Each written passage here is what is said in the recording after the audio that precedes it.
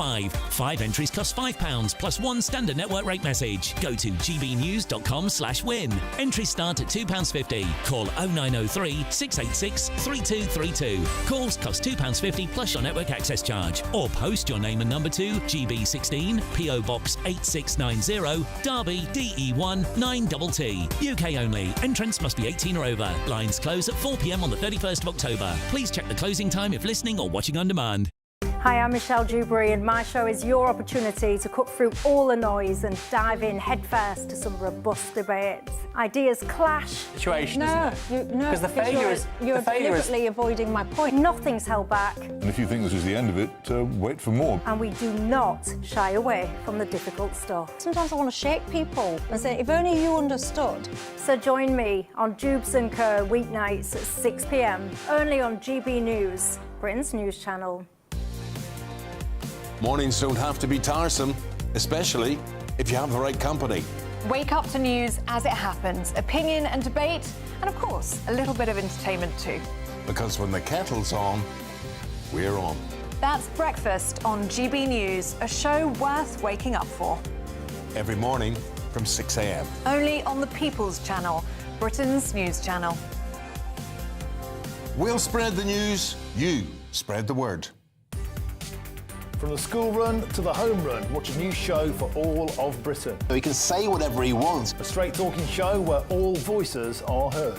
And, you know, when are we going to stop talking about smashing the gangs and actually do it? With the stories that matter from every part of our country. There's a bit of a crash landing there for your Chancellor. Bold, fearless and standing up for you. That's me, Martin Daubney, 3 p.m. till 6 p.m, weekdays, here only on GB News. The People's Channel, Britain's news channel. Westminster's full of talk, but out here, it's the real world. Am I allowed to talk now? No, that's it. This is where it matters, real people and real lives. That's what politics is all about. In fact, has Trump made a good start? No. Straight answers, no spin, and just a couple of pints. How many fingers have I got up? About 10. So join me for Lee Anderson's Real World every Friday at 7 p.m, only on GB News. The People's Channel, Britain's news channel.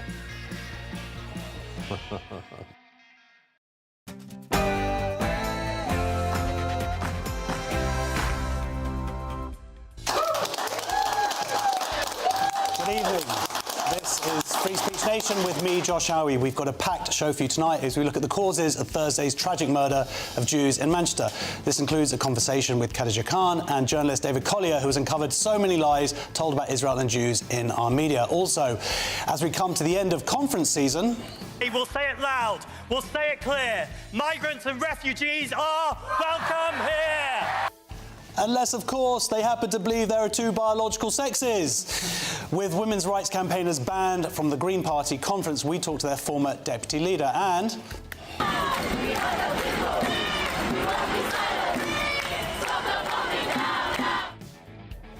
With new laws imminent, we'll be debating where the line is between the freedom to protest and inciting hatred. We'll also be talking to Lucy Connolly's barrister on what he thinks can really be done to protect free speech. And online sensation The Critical Drinker talks to us about Elon Musk's attempt to boycott Netflix. And of course, I've got some comedians answering some crazy culture conundrums from our live studio audience. Let's get on with it.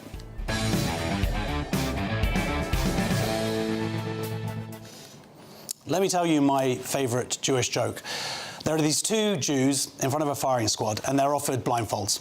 Whereupon one of the Jews starts swearing, effing and blinding, telling them to shove their blindfold where the sun doesn't shine. And the other Jewish guy turns to him and says, "Shh, you don't want to make trouble." Now, I always thought that British Jews were a bit like that. Don't make trouble, don't create a fuss, get on with life, work, contribute, be grateful. And for the last few hundred years, we've certainly had a lot to be grateful for, living freely and safely, lucky to have found ourselves entwined and welcomed within the social fabric of Britain, as Britain has become entwined within the social fabric of who we are. Every week in synagogue, we say a prayer for the leaders of our country, for its lawmakers and welfare, knowing our fates are the same. And for the most part, we were safe. Until last Thursday, until Yom Kippur. How many of us knew then, as we were reciting the community prayers, that our lawmakers had already let us down, that there would be two men who were no longer sealed in the book of life?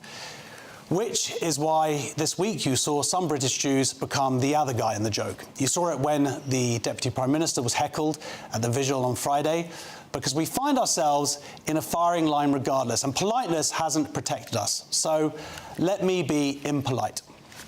Muslims are racist towards Jews. Yes, it's not all Muslims, and I've been lucky to meet many who fight this racism at great personal cost. But unfortunately, there are many more who tolerate this hatred, many who indulge in it, and as we saw this week, there are those who act upon it. Now, you can label those people jihadists or extremists or it's radical Islam or Islamists, but let us not pretend that they are not Muslims, that they don't follow the ideology of Islam, an ideology that is just a little bit obsessed with Jews. We're mentioned over 80 times in the Quran. There's even a hadith about killing Jews and going to heaven. And surprise, surprise, this week, a British Muslim man killed some British Jewish men thinking he'd go to heaven. Cue response of accusations of Islamophobia, of racism. Josh, you're actually the real racist for accusing them of being racist.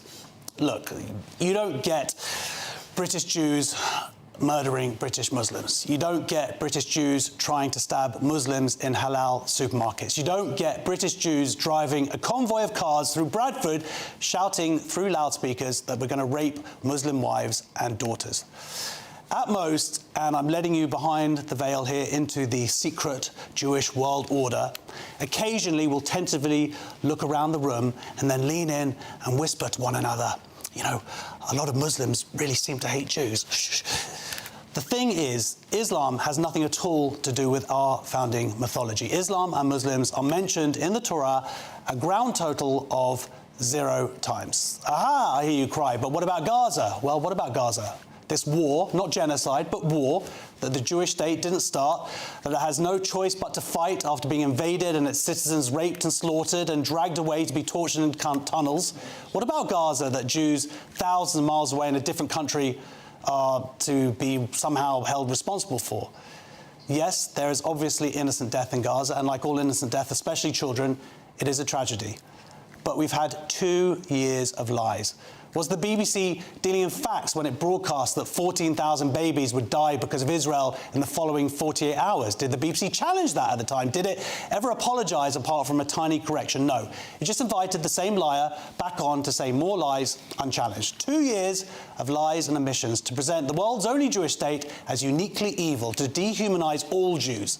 Did the Daily Mirror apologise for its front-page headline, "Stop starving Gaza's kids," with a photo of an emaciated child, who was later revealed instead suffered from a genetic disorder?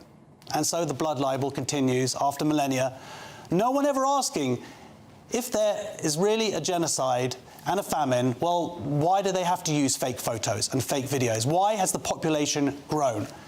And so the incitement spreads to the streets, where even yesterday Islamists chanted along with their far-left, useful, bigoted idiots that the murder of Jews was justified, that the murder of Jews should be globalised.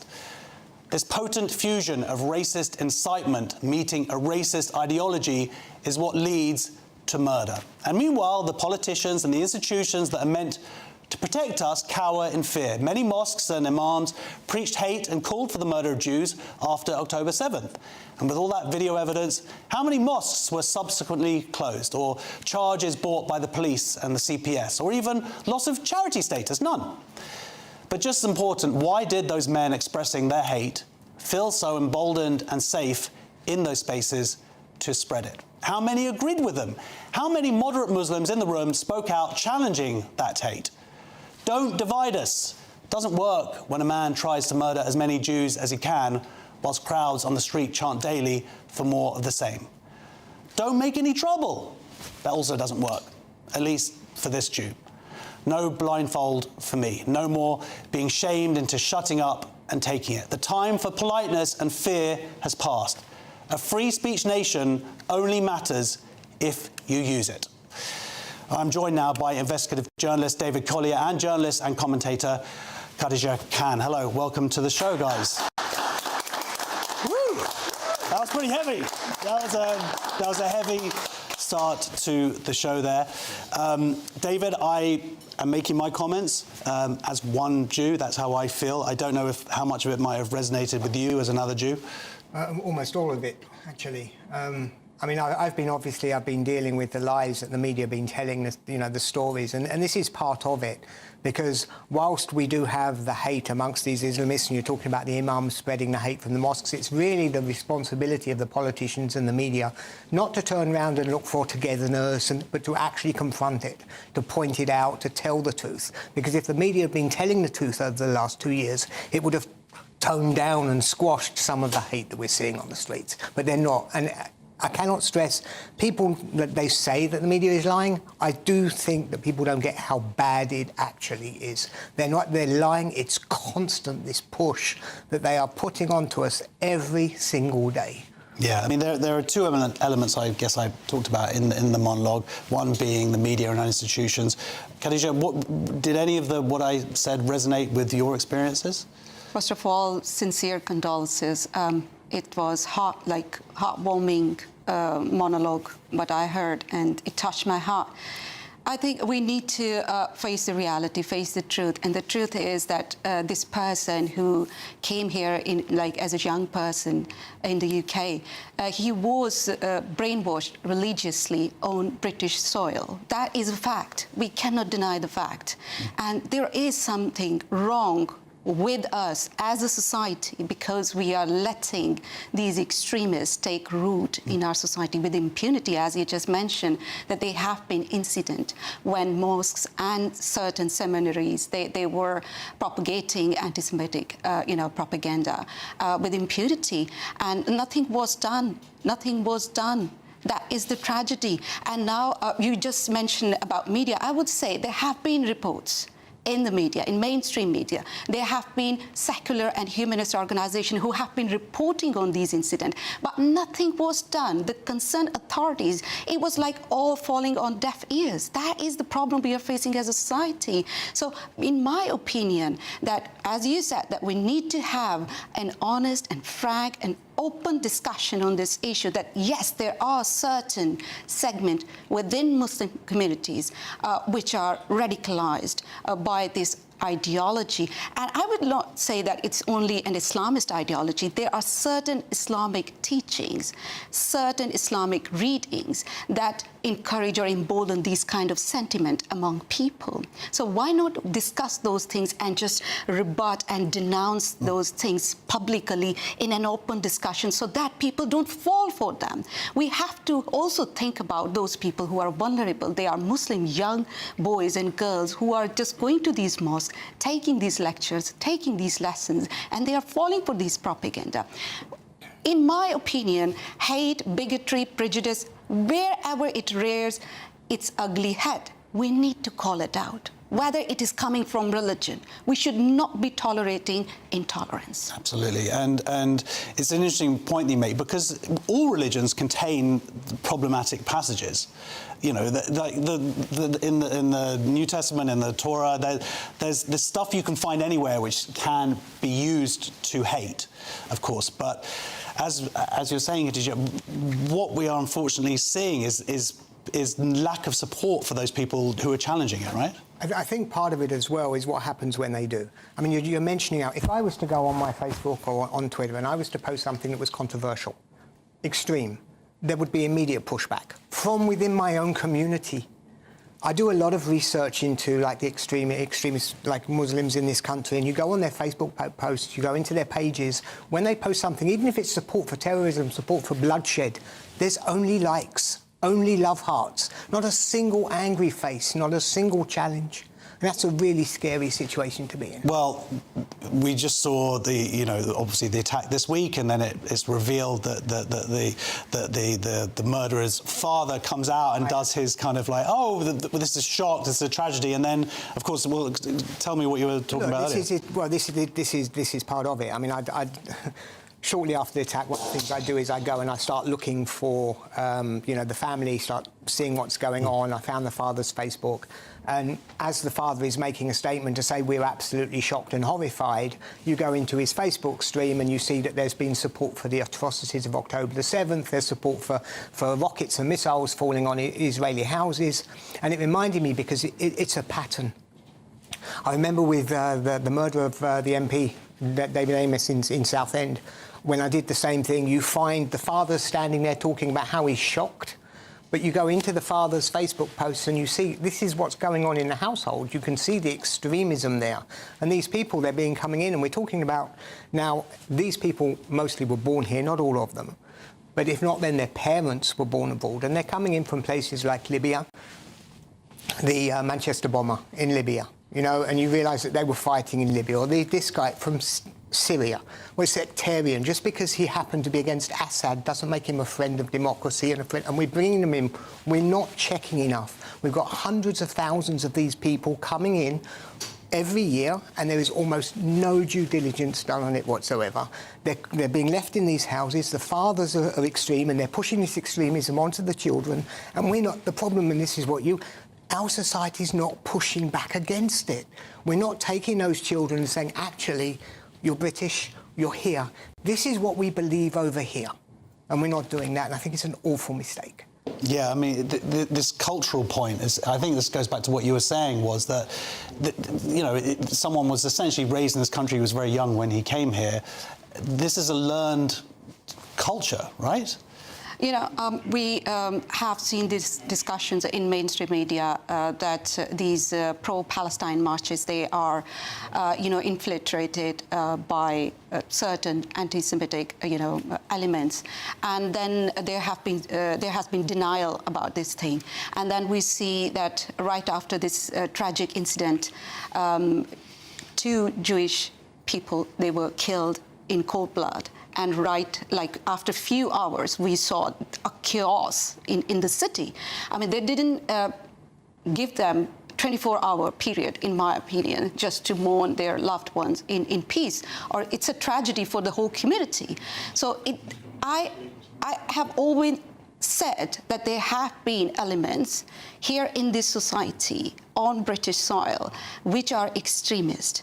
And of course, people who are coming with these kind of radical views, they are doubling down, this kind of threat to our democracy, to our society, to our culture. But we need to understand this thing, that there is a denial about these anti-Semitic elements in the pro-Palestine marches. We are not willing to accept that there is a problem, and we need to address that. And it's in my opinion, it's ridiculous to even suggest that we have been sleepwalking into this nightmare. Literally, it was a suicidal adventure, in my opinion, to let these extremist views take root in British society. And it is a tragedy that a country that has been viewed traditionally as the bastion of free speech, tolerance, and a heaven, a secure heaven for religious minority, this has become a breeding ground for these extremist views. And this all been done in the name of multiculturalism, because the suggestion that has been pushed into political and social discourse is that all cultures, they are all equal, they are all respectable, all religious beliefs are respectable. You cannot just criticize any religion, and specifically Islam. The anti-Semitic sentiment have been euphemized, by pro-Palestine activism in the West, in my opinion, because people, they say whatever they want to say, and they get away with it because they are activists, because they are speaking for Palestinian people. In Palestine, Palestinian people, they are raising their voice against Hamas, but you will not see any of these pro-Palestine protesters in the West condemning Hamas terrorists. They would be removing every single individual from the protest who is even carrying a placard condemning Hamas. Well, it's not just the protest, whatever you're seeing on the BBC. You're not going to see I've seen lots of footage of Hamas murdering its own citizens. You're never seeing that kind of stuff out on the BBC. And, you know, the other part of what I was talking about, David, was, you know, how much the incitement that we've seen and the lies that have come through, and many of them that you personally have exposed. To what level do you think that has added to what happened on Thursday? Well, firstly, I think that the BBC is the biggest spreader of anti-Semitism in the United Kingdom today, bar none, because the legitimacy that the BBC has, it carries the responsibility of telling the truth. So when the BBC is pushing lies or not exposing what's taking place, we're talking about these marches. Almost all of the mainstream media sources have referred Obviously, to... Obviously, the BBC deny that. I just have to say that. Well, OK. Well, of course they can, yeah. Deny as much as they like, you know, for fine. But all of these mainstream... They've been referring to these marches as peace marches. You know, we have these people, the ones who are marching through the streets, calling for the destruction of the Middle East's only democracy, turning around and... also calling for the destruction of globalised... Yes. The globalised intifada, which is effectively to turn around and say, I need to become a target, I need to... As we saw in Manchester a few days ago. That's what globalised intifada looks like. And yet our media are reporting them as peace marches, and they've been taking over our streets throughout the cities for the last 2 years. I've been here now, I've never seen anything like it, where the same marches are taking place week in, week out, every week for 2 years, without the government turning around and saying, you know what, enough. Oh, we have a debate coming up on that. In the meantime, thank you so much for joining us for the show. David Collier, Khadija Khan. I want to say, as a statement from the BBC, that it turns out remarks were actually based on an IPC report that warned that 14,100 severe cases of acute malnutrition were estimated between April 25 and March 26 for children aged between 6 months and 5 years. Coming up on Free Speech Nation, is Britain becoming a free speech laughingstock? But next, comedians are answering some questions from our audience. It's going to be a little bit lighter then. See you in 2 minutes.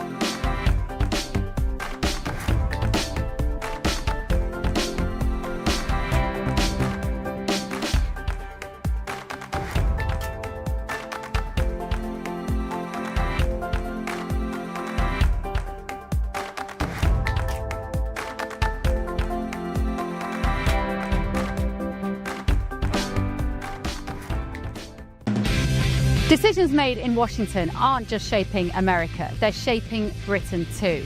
From migration to global security, from crime to health.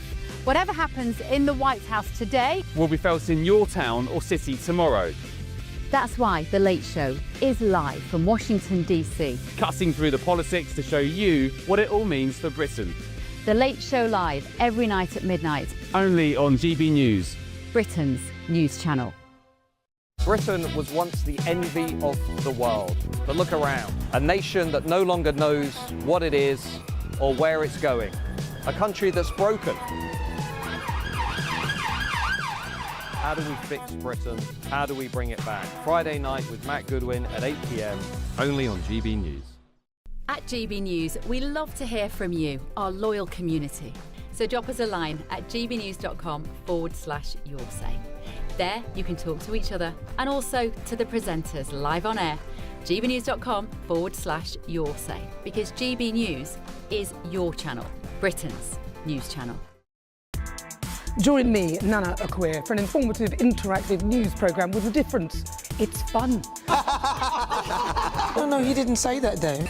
I'm so surprised. I think there's an element of truth to that. Join me from 3 p.m. every weekend, only on GB News, Britain's news channel.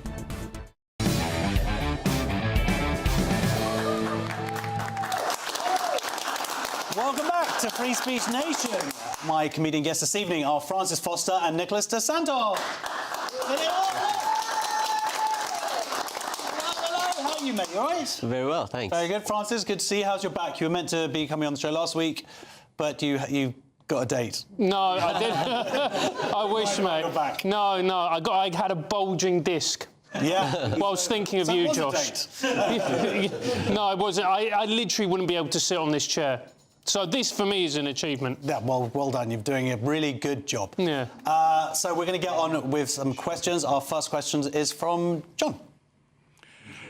Do Gen Z or Gen Z need to watch adolescents more? Do John... yeah, I just should explain, John. Gen Z and Gen Z are the same. So... Really? Yeah. Should they watch adolescents more? So this is Gen Z men are more likely than older generations to value traits linked to toxic masculinity, such as physical strength and emotional restraint, a YouGov poll finds. However, they are less hostile towards women than older men, challenging claims of growing misogyny crisis. Researchers say young men's attitudes may reflect gym culture and social media trends rather than deep-rooted sexism. So I'm guessing what that means is, John, is that you're actually, sexist. Oh, really? That's what this poll says. Oh, well, should I go and stand in the corner and hang my head in shame? No, do some push-ups. So what do you see? I mean, every so often, Francis, you're going to see these kind of studies that come out and they're kind of like, this generation is this generation is that. Was there actually any takeaway that was useful for you? Well, I think the very interesting thing with people who've done research into this generation is they tend to find two things. One, Gen Z men tend to be more, shall we say, let's say, pro-male in their outlook, whereas the ladies of that cohort tend to be very pro-feminist. But what's even more interesting than that are Gen Alpha. And they're the ones we're not talking about, because Gen Alpha are wild. They look at Andrew Tate as this sort of, like, kind of liberal type figure who's quite weak and needs to develop some kind of moral fibre and strong stances. Yeah, you're a little bit too left-wing for them. Me? No, mate, I'm positively transgender to that lot. So, I mean, this is Generation Alpha. Yeah, they might be the closest to saving the planet. They might get back to sort of Gen X. That would be the dream if they can kind of join up. Have you had any interaction with Gen Alpha? Well, no, most of my YouTube channel fans are boomers, but based boomers. Okay. I wouldn't take Gen Alpha too seriously because they've just got out of kindergarten or elementary school. But what is interesting about the survey is the way they define either toxic masculinity or so-called problematic misogynistic views. So if Gen Z believe that men must be fit, physical strength, emotional reservedness, or competitiveness, these are all toxic masculinity traits. And on the other hand, if they dare believe that feminism has sometimes gone too far at the expense of men, this is seen as a misogynistic view. So I have an issue with the underlying idea that either that is bad or this as well. What's wrong with being competitive or physically fit, and what's wrong with believing that? I think it's effectively proven that feminism has gone to the detriment of men in some cases. Anybody who's been to a family court in this country knows that very well. OK, well, thank you for revealing something of your personal life. You'll get over it one day. But, yeah, I mean, Francis, obviously, you're all about fitness and... and all those massive... I'm a guest on your show, mate. How can you say that? It just right to my face. No, look, this idea that somehow you are toxic if you think that men should lift weights, be stoic, work hard. What this is more broadly is a backlash against wokeism, you know, the hashtags like all men are trash, etc., where men quite rightly have actually said, well, we've had enough of this. We don't want to be spoken to in this manner. We don't feel that we should be looked down upon for traditional masculine traits that, until a very short time ago, were actually celebrated and seen as positive. All right, then, bit of a course correction. So our next question is from Amelia, who's a chick. So... Hi, Josh. Hey.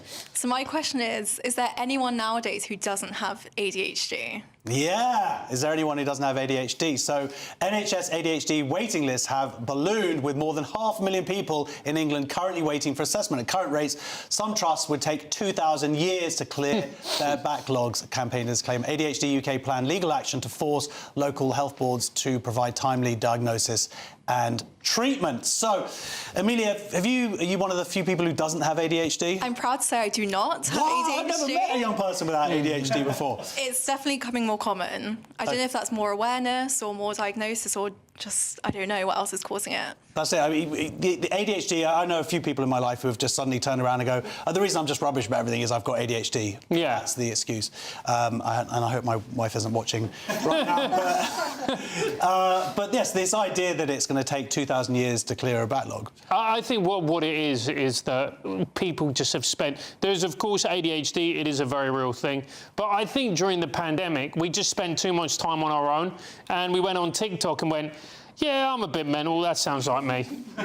And that's it. So that's it. That's it for the vast majority of people. It's like when people go, you know, I think I'm autistic. I'm like, no, mate, you're just quite interested in trains. So you guys had a little talk before the show. Have you had any do you know what ADHD is? Well, personally, I don't have any attention deficit because that YouGov poll about adolescence and toxic masculinity, that was unending. I mean, it was endless, and I went throughout the whole thing almost without a break. Welcome to autism. Okay, I might have autism, but I just don't want to belittle any mental illness because my wife has driven me crazy, but it looks like, having said that, it looks like it's sometimes kind of,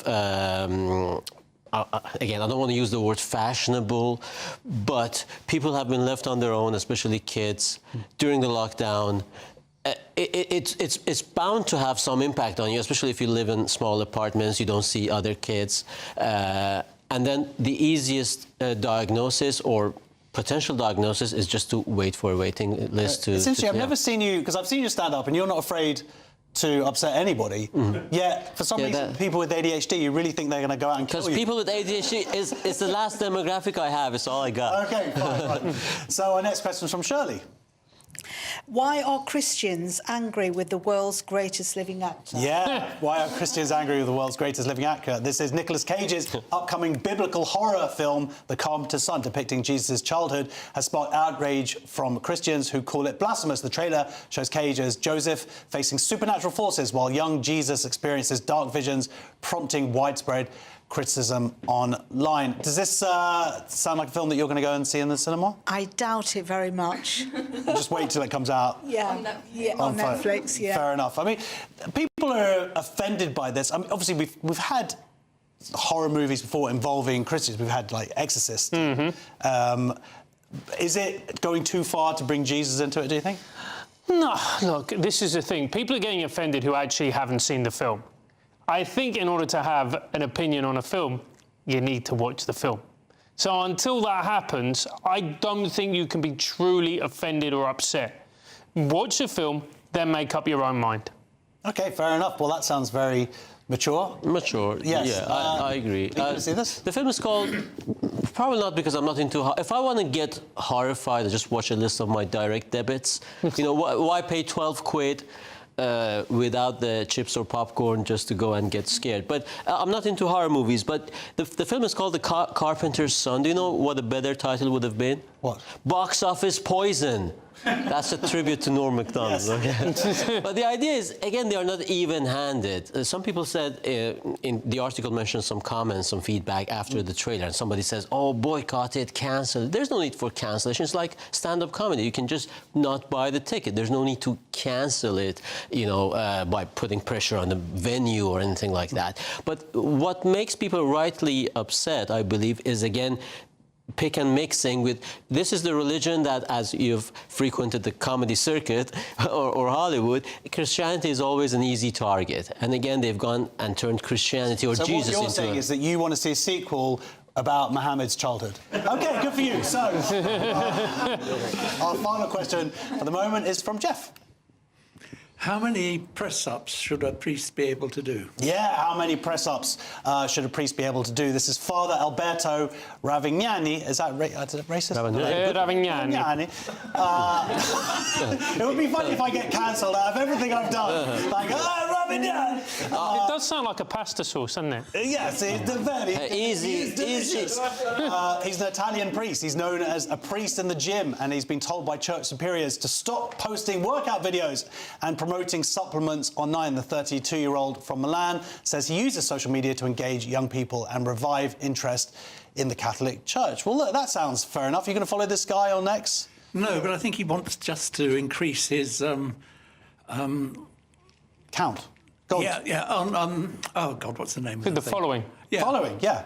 And get people maybe back into church. OnlyFans. Yeah, Okay, that's what he's after. I see. Okay, yeah, and then you'd follow him. Yeah, fair enough. I mean, look, this is you've got a lot of priests now who are using social media, and some very successfully because there is kind of a movement of younger people returning to Christianity.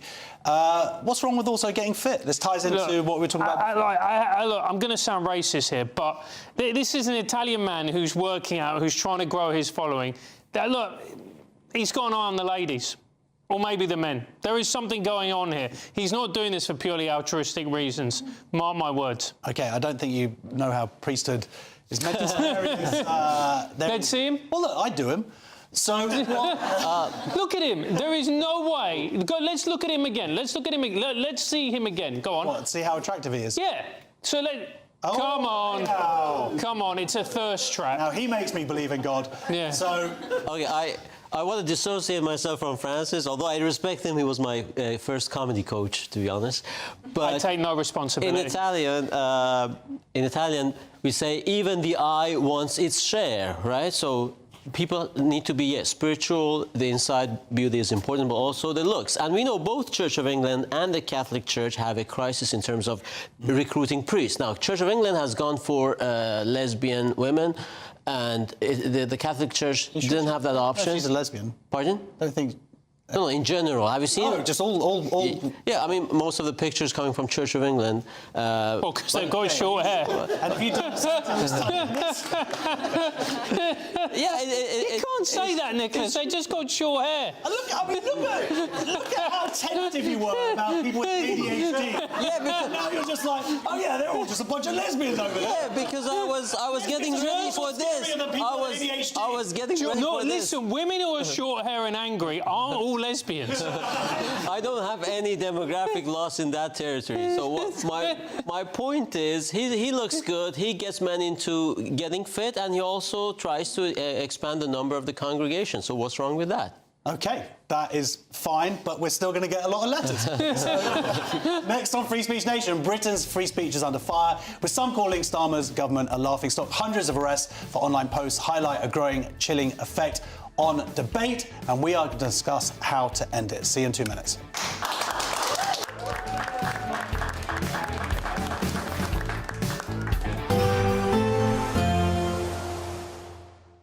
Can't wait to get in that sea. Lovely and warm. Just like the feeling of having great travel insurance. All Clear Travel Insurance sponsors GB News Travel Destinations Forecast. It's been very unsettled across parts of the eastern Mediterranean, and it will stay pretty wet across Greece and parts of the Balkans through the next few days. But Iberia, the Canary Islands and also Madeira having plenty of fine weather through the day on Monday. 1 or 2 showers for eastern Spain, but lots of fine sunny conditions across Italy too. We'll run into those thunderstorms and heavy spells of rain there across Greece, some stronger winds as well. And as we go towards Tuesday in the middle part of the week, that unsettled weather will push in towards Turkey as well, so potentially some flooding here.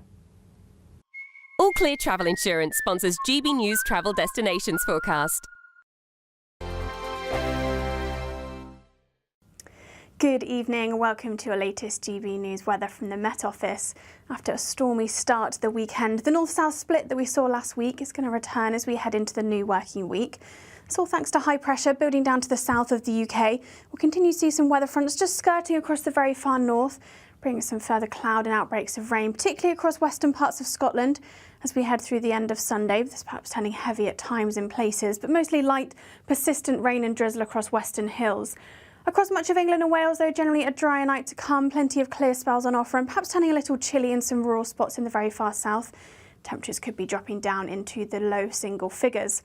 A milder start then, though, across the very far north, particularly if you're stuck underneath that cloud and rain, and quite a damp start to the new working week across western parts of Scotland. We'll continue to see those outbreaks of rain persisting through much of the day. It'll perhaps be a little bit drier across eastern parts of Scotland, though still rather cloudy, and a cloudy start to the day across much of Northern Ireland and Northern England too. Some low cloud and mist and murk is possible over the hills, but any mist and fog that we might see developing under those clear skies overnight across much of England and Wales will clear relatively quickly through the morning, leaving a dry and bright start for many places in the south. That north-south split then continues as we go throughout much of Monday. Outbreaks of rain continuing across western parts of Scotland through the afternoon, but the best of any prolonged sunshine definitely across the south and the southeast. And temperatures will be up a little on Monday compared to what we saw over the weekend. 20, 21, perhaps even 22 degrees across the southeast, and even across the eastern parts of Scotland we could see into the low 20s. Tuesday is another damp start across the very far north. An area of rain sinks its way south and eastwards as we go towards the afternoon, perhaps turning a little brighter in the very far northwest, but a bit more cloud on offer across much of England and Wales. It's then turning settled as we head through the second half of the week, but after a warmer day on Monday, those temperatures are going to return closer to average. In the GB Newsroom, we bring you the news as it happens. With our team of dedicated journalists across the UK, we're ready to keep you up to date with what's happening every half an hour, every single day. Bulletins here on GB News, the People's Channel, Britain's news channel. Britain was once the envy of the world. But look around. A nation that no longer knows what it is or where it's going. A country that's broken. How do we fix Britain? How do we bring it back? Friday night with Matt Goodwin at 8 p.m, only on GB News. At GB News, we love to hear from you, our loyal community. So drop us a line at gbnews.com/yoursay. There you can talk to each other and also to the presenters live on air. gbnews.com/yoursay, because GB News is your channel, Britain's news channel.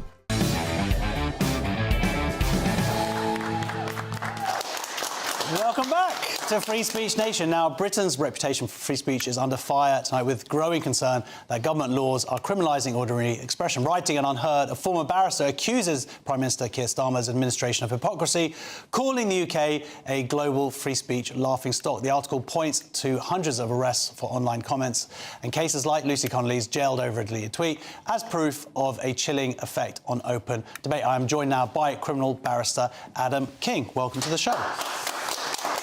Thanks very much indeed. May I just correct? I think you might have described me as a former barrister. No, just in case any solicitors are watching, I am still practising. Still practising, yes. Yeah. And I believe you represented Lucy Connolly. I did indeed, and that's part of it. So I read your article this week. It's excellent in Unheard and very much in-depth. And the reason I asked you on today was because I wanted to kind of get down into the nitty-gritty of what we can actually do to improve the situation that we find ourselves in. Yeah.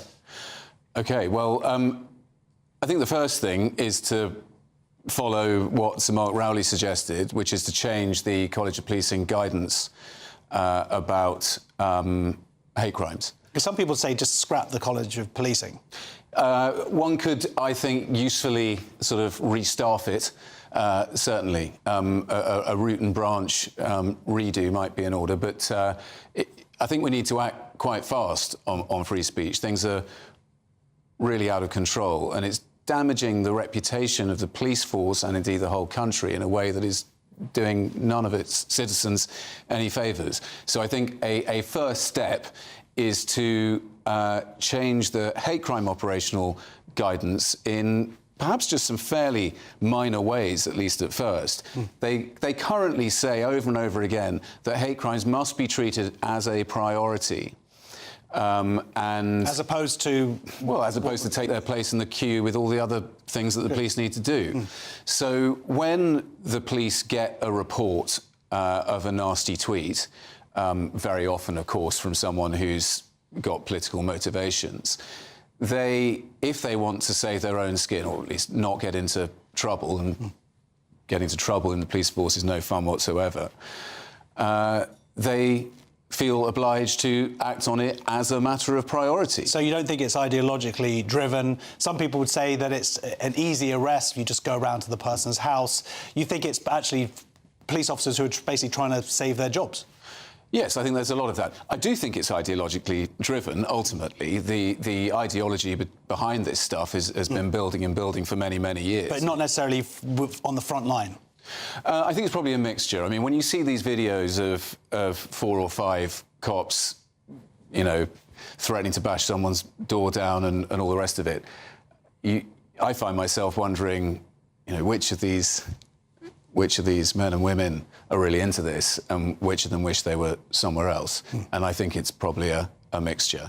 I mean, I think the ideology, the extreme ideology that lies behind a lot of this stuff has been in play in the police force for long enough that there are definitely a good number of true believers, as it were, in the junior ranks who absolutely love it. But I know from my own experience dealing with police officers, prosecuting and indeed defending them in the police disciplinary tribunals when they make their own mistakes, that an awful lot of police officers, perhaps the overwhelming majority, are just completely decent people who want to make sure people follow the law, but they are living working in a climate of fear which prevents them from making sensible decisions.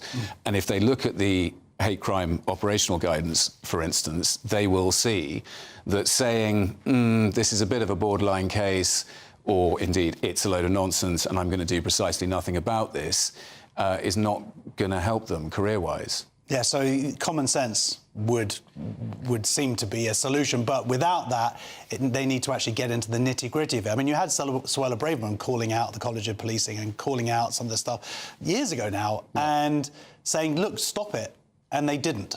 Yeah. So what is going to make them stop it, then? Yeah, good question. I mean, they're under the purview of the Home Office, so... I mean, it can be done. Yeah, but right? it didn't seem to happen a couple of years ago. Is the problem? So is it going to have to be I can't even say the word legislative?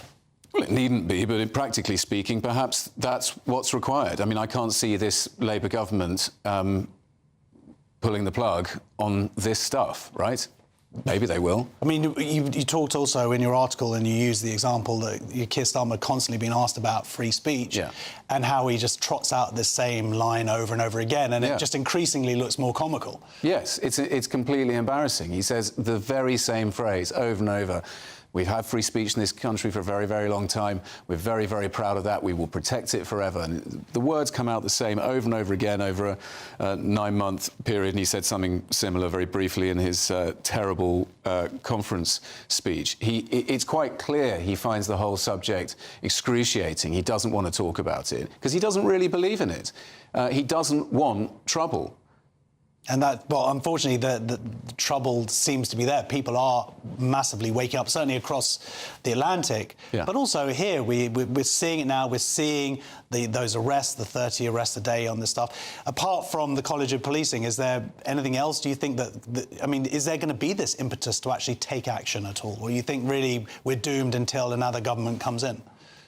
Well, that's, I suppose, a matter for this government and whether he thinks, whether Starmer thinks it's in his interest to win some of the right over. I mean, he is dancing to the right tune on just about everything else because you can see which way the wind's blowing. But how sad is it that free speech has become a seemingly, or perceived to be, a right-wing issue? Yeah, it's tragic. I mean, it wasn't that many years ago that it was mainly a left-wing thing, right? And of course, now the left are feeling it. We're seeing that obviously more in America, but it's happening here too. You know, Ricky Jones, that prosecution for saying let's get out there and slit their throats. Now you can call that, I would call that, irresponsible, inflammatory, or you know, all the rest of it, and he can rightly be criticised for that.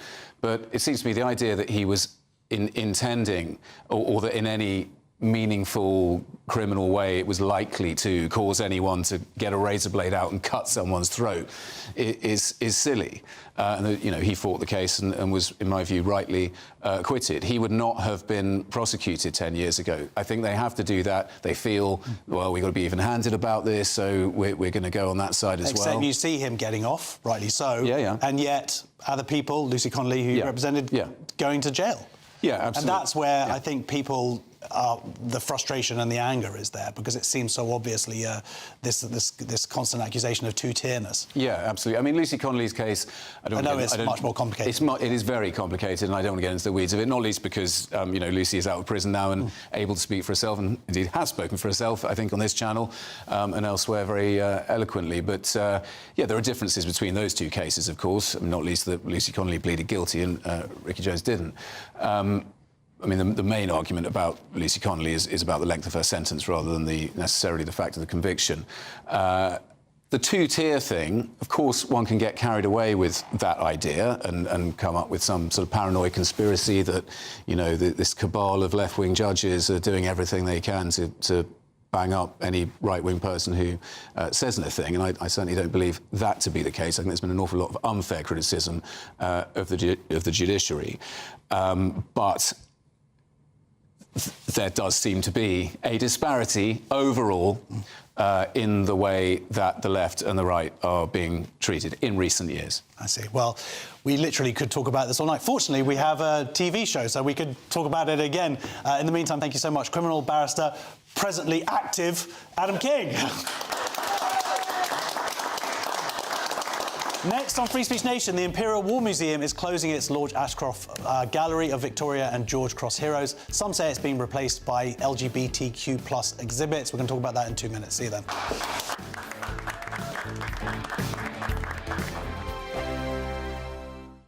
Welcome back to Britain's Newsroom with Andrew and Beth. Hello everyone, Patrick Christie's here. I'm Michelle Duke, Britain's News Channel. Access the stories that matter to you. Take the GB News family with you on any device. And as long as you have an internet connection, tune in to GB News anywhere on the planet or beyond. GB News, the People's Channel, Britain's News Channel. Decisions made in Washington aren't just shaping America, they're shaping Britain too. From migration to global security, from crime to health. Whatever happens in the White House today will be felt in your town or city tomorrow. That's why The Late Show is live from Washington, DC. Cutting through the politics to show you what it all means for Britain. The Late Show live every night at midnight. Only on GB News, Britain's news channel. Mornings don't have to be tiresome, especially if you have the right company. Wake up to news as it happens, opinion and debate, and of course, a little bit of entertainment too. Because when the kettle's on, we're on. That's Breakfast on GB News, a show worth waking up for.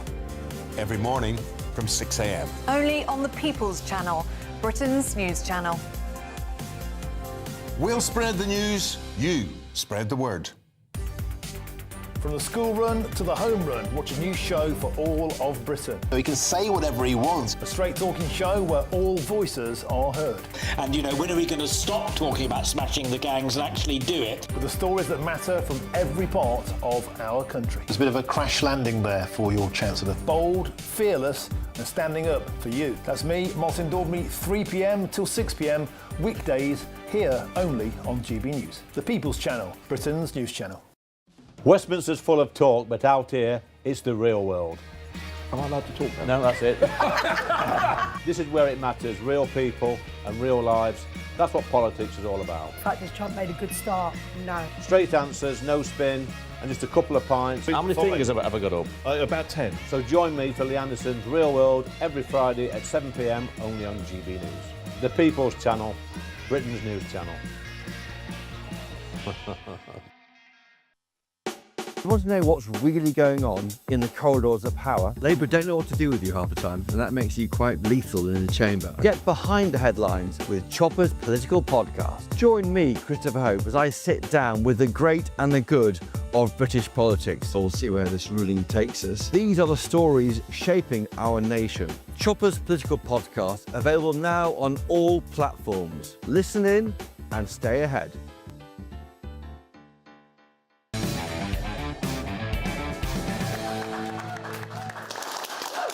Welcome back to Free Speech Nation. The Imperial War Museum is closing its Lord Ashcroft Gallery, which honoured over 250 recipients of the Victoria and George Cross, celebrating acts of extraordinary bravery across 2 centuries. Visitors praise the exhibits for highlighting courage, sacrifice and heroism, from soldiers in historic battles to children performing daring acts. However, some say the museum is replacing these stories of valour with new displays focusing on LGBTQ+ histories, and many fear this remarkable collection may never be shown together again. I am now joined by research fellow at the Pharos Foundation, Dr. Clarissa Hard. Hello. Hello, Dr. Hard. So, have you seen this exhibit? Yes, actually, a few times. It's one of my favourite haunts, and it's such a shame that it shut this Tuesday, removed from public view, unfortunately. Do you know, has any official reason been given why? Yeah, so the Imperial War Museum released a statement saying that it wanted to clear the gallery to make space for less well-represented conflicts and also conflicts within living memory. This didn't quite make sense to me because the gallery is not time-specific. It spans up to the present day. I think the most recent medal was in 2014. So there are plenty of recent conflicts represented there, from the Falklands, the Iraq and Afghanistan wars, for example. As for making space for LGBTQ, I believe that exhibition is happening elsewhere in the museum. However, as we've seen across the museum sector, there are plenty of pushes to diversify. And what does it mean to have less well-represented conflict?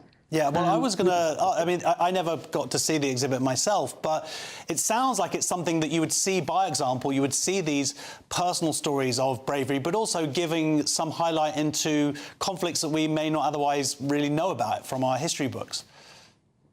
Yeah, absolutely. And I think we see this represented in the St. George Cross selection. So I think there are about 230 Victoria Cross medals or thereabouts, but also St. George Cross medals which were awarded to civilians mainly. So people showing exceptional bravery out of the line of fire. So one of my favourites is actually a girl in Canada in 1916 who saved her cousin from a cougar attack by putting her arm into the cougar's mouth. Where else would you see that? And surely it has a place alongside other remarkable stories. Well, hopefully it will come back in some other form. Anyway, thank you so much for joining us. That's the research fellow at the Pharos Institute, Dr. Clarissa Hard. Thank you. The Imperial War Museum spokesman said, "We are very proud to have displayed the Lord Ashcroft Medal collection at the London since 2010, made possible by a generous 15-year loan by Lord Ashcroft, and hopefully, what does it say, in defence of our public and the bravery and sacrifice." Anyway, that's the end of First Speech Hour on Free Speech Nation. Don't go away. There's lots more to come now at 9 o'clock. Expect warm spells with the odd rude interruption. Box Boiler sponsors the weather on GB News. Good evening and welcome to our latest GB News weather from the Met Office. After a stormy start to the weekend, the north-south split that we saw last week is going to return as we head into the new working week. It's all thanks to high pressure building down to the south of the UK. We'll continue to see some weather fronts just skirting across the very far north, bringing some further cloud and outbreaks of rain, particularly across western parts of Scotland as we head through the end of Sunday. This perhaps turning heavy at times in places, but mostly light, persistent rain and drizzle across western hills. Across much of England and Wales, though, generally a drier night to come, plenty of clear spells on offer and perhaps turning a little chilly in some rural spots in the very far south. Temperatures could be dropping down into the low single figures. A milder start then, though, across the very far north, particularly if you're stuck underneath that cloud and rain, and quite a damp start to the new working week across western parts of Scotland. We'll continue to see those outbreaks of rain persisting through much of the day. It'll perhaps be a little bit drier across eastern parts of Scotland, though still rather cloudy, and a cloudy start to the day across much of Northern Ireland and Northern England too.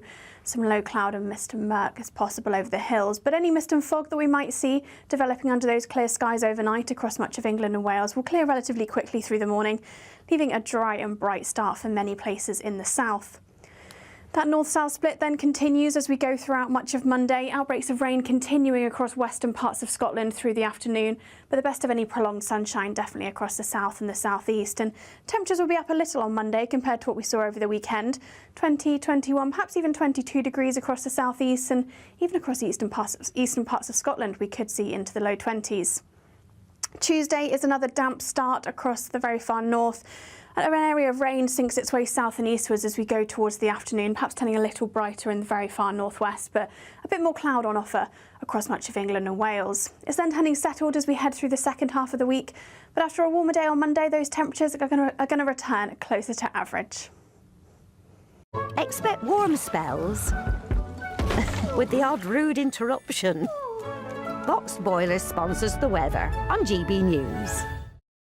This is your chance to win a motorhome and cash in our biggest giveaway to date. Courtesy of Marquis Leisure, you could be the proud owner of this 2025 Benamar Primero. It comfortably accommodates 4 people and can be driven on your standard driving licence. Plus, you'll also bank an incredible £30,000 in tax-free cash to spend on anything you like. Make sure you don't miss out. For another chance to win, text WIN to 63225. One entry costs £2.50 plus one standard network rate message, or text BONUS to 63225. 5 entries cost £5 plus one standard network rate message. Go to gbnews.com/win. Entries start at £2.50. Call 0903 686 3232. Calls cost £2.50 plus your network access charge. Or post your name and number to GB16 PO Box 8690 Derby DE1 9TT. UK only. Entrance must be 18 or over. Lines close at 4 p.m. on the 31st of October. Please check the closing time if listening or watching on demand. Good luck.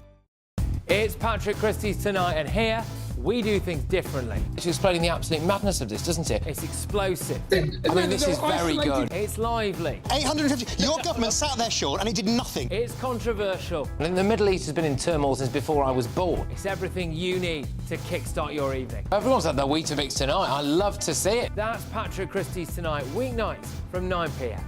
Only on GB News, the People's Channel, Britain's news channel. At GB News, we love to hear from you, our loyal community. So drop us a line at gbnews.com/yoursay. There you can talk to each other and also to the presenters live on air. gbnews.com/yoursay, because GB News is your channel, Britain's news channel.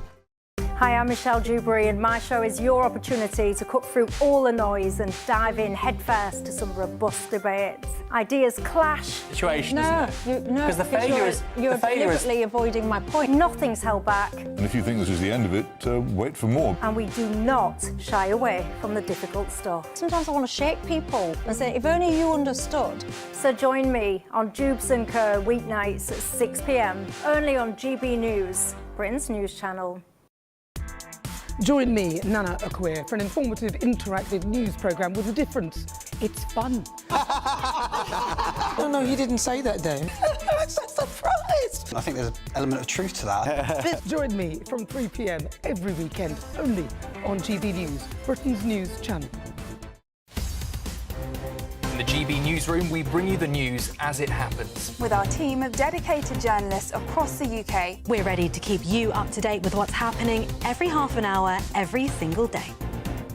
Bulletins here on GB News, the People's Channel, Britain's news channel.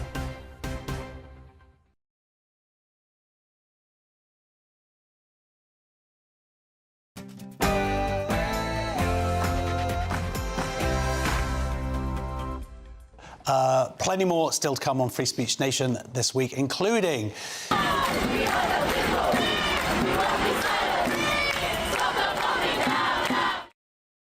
We'll be debating where the line is between the freedom to protest and the inciting of hatred. And the latest from conference season. We'll say it loud, we'll say it clear. Migrants and refugees are welcome here. Unless they believe there happen to be two biological sexes. That's right, women's rights campaigners were banned from the Green Party conference. When you're trying to decide, think about all the things you like to do. Just be you. Just be me. Just be you. So, Critical Drinker, aka Will Jordan, will join me to discuss the news that Elon Musk is encouraging people to cancel their Netflix subscription over trans cartoons. And I've got comedians answering some crazy culture conundrums from our live studio audience just next.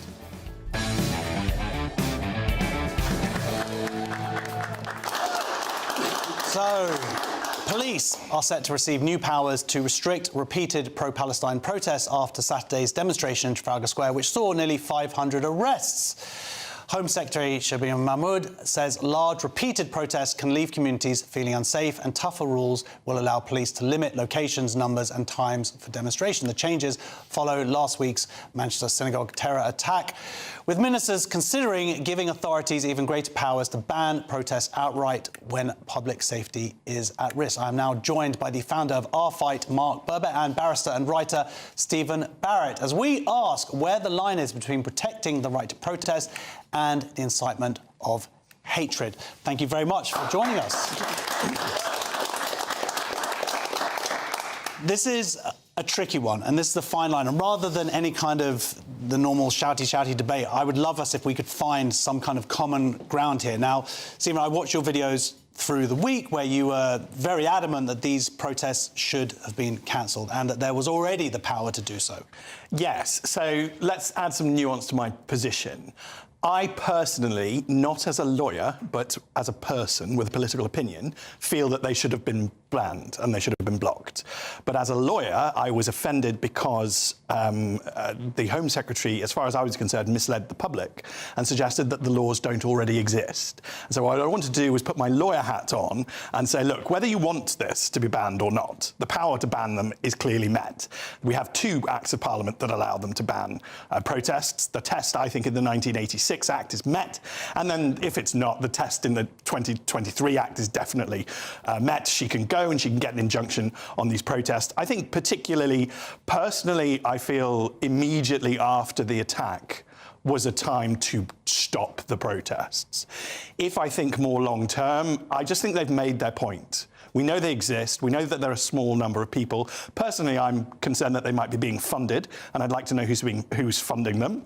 And I'd also like to consider the cost of policing and whether or not we could recharge that to anybody who might be funding this. You know, let's think outside the box, nation. Let's not... I believe it's about 56 million or something was the hurdle. It's a huge amount of money to do this. And the police themselves did that performative weakness thing I don't tend to let them get away with, of saying, oh, well, if we have to police this protest, we can't look after Jews, which, again, I just felt was an evil and awful thing to say. If necessary, we have an armed forces in this country, and if necessary, we should protect people who are at risk. So I didn't really like the police doing that, but in the germ of that idea, there is a truth, which is policing resources are limited. And we have had endless protests since the atrocity on the 7th of October. Nobody new is going to be convinced by these people. These people have their ideas, which frankly I consider to be cultish, and they are entitled to their opinions, but they are not entitled to keep bringing London to a standstill, and not entitled to traumatise Jews, particularly after yet another terror attack on them. Well, Mark, what do you think? Are they entitled? Because it feels like there's 2 different questions here. One is this the possible implementation of new laws and whether they are necessary and whether it's really about just using existing laws well. And also there's about the... and you've been there almost, every few days as a counter-protester to... and I've been there standing alongside you. What I would argue is incitement. So let's start with the first one. What do you think about these new laws? Well, in your opening remarks, you said that it was about the recurring pro-Palestinian demonstrations, but of course it's not. It's about any recurring activity. It's about increasing the powers of the Public Order Act, Section 12 and Section 14. In fact, they're trying to talk about aligning Section 12 and 14. So, as for people who don't know, Section 14 applies to a static protest. The police are allowed to say, OK, you can protest, but you must stay here, you must limit the numbers or whatever. Section 12 applies to a march, and they are able to stop marches, but they're not able to stop static protests. So what they've done now is what they're trying to do is align the two, and they're basically saying we're going to give the police more powers to stop the static protests, right, to bring it into line. Now, I'm completely against this. And I think that anybody who is concerned about freedom of speech, we know, or the fact that you described it as for the pro-Palestinian marches, it's clearly not the case. What's happening is this creeping, well, not even creeping, I don't know why I'm saying creeping, because it's just a sledgehammer all the time, restricting the rights of everybody to protest, the rights of everybody to be on the street, no matter what the issue. Now, we have to kind of rewind a little bit here, because we're now talking about the right to protest around a Palestine Action activity. But don't forget, the reason we're in this situation is because the government chose to define Palestine Action as a terrorist organisation, which is ridiculous. I mean, we said it was ridiculous on this show a few weeks ago when we debated it, but surely it's even more ridiculous now when we see a real terrorist in Manchester do real terrorist things that anybody in the British public would recognise as terrorism.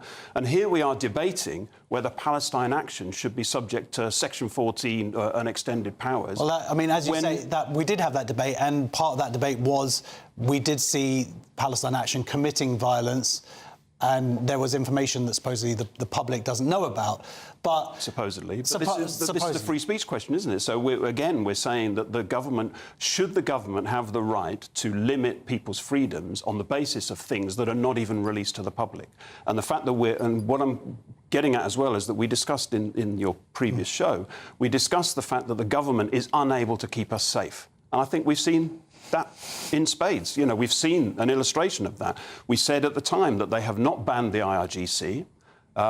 Now they're recognising a state of Palestine, which is run by terrorists. So we've got a government that is doing everything it can to recognise terrorism and reward terrorism.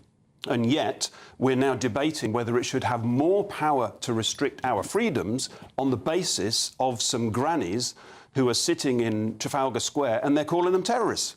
I mean, this is an incompetent government with no direction and no clear strategy to keep us safe from terror. Yeah, I mean, does Mark persuade you that there is a real threat here, that it's not just, you know, today it might be the pro-Palestinian marches, but tomorrow, of course, it could be any other cause?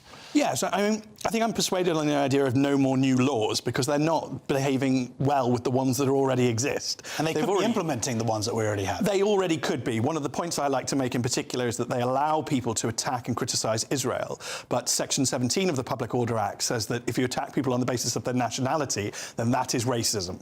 So how did they pulled this switcheroo where they say we're not criticising Jews, we're just criticising Israel? It's like, well, that's also racist. And why was that tolerated? And some of the expressions of that go way beyond criticism. Now, criticise Israel all you want, but this, of course, what we've seen over the last 2 years is, I would argue, moves into outright incitement and hate. Yes, when people call for the abolition of the state of Israel, what else is that? I mean, as a Britishman, I reserve my right to criticise a Frenchman or a French government as much as possible, but I don't call for the abolition of France. You know, this is when it goes too far. And that's a line that isn't being... for you to call for the abolition of France?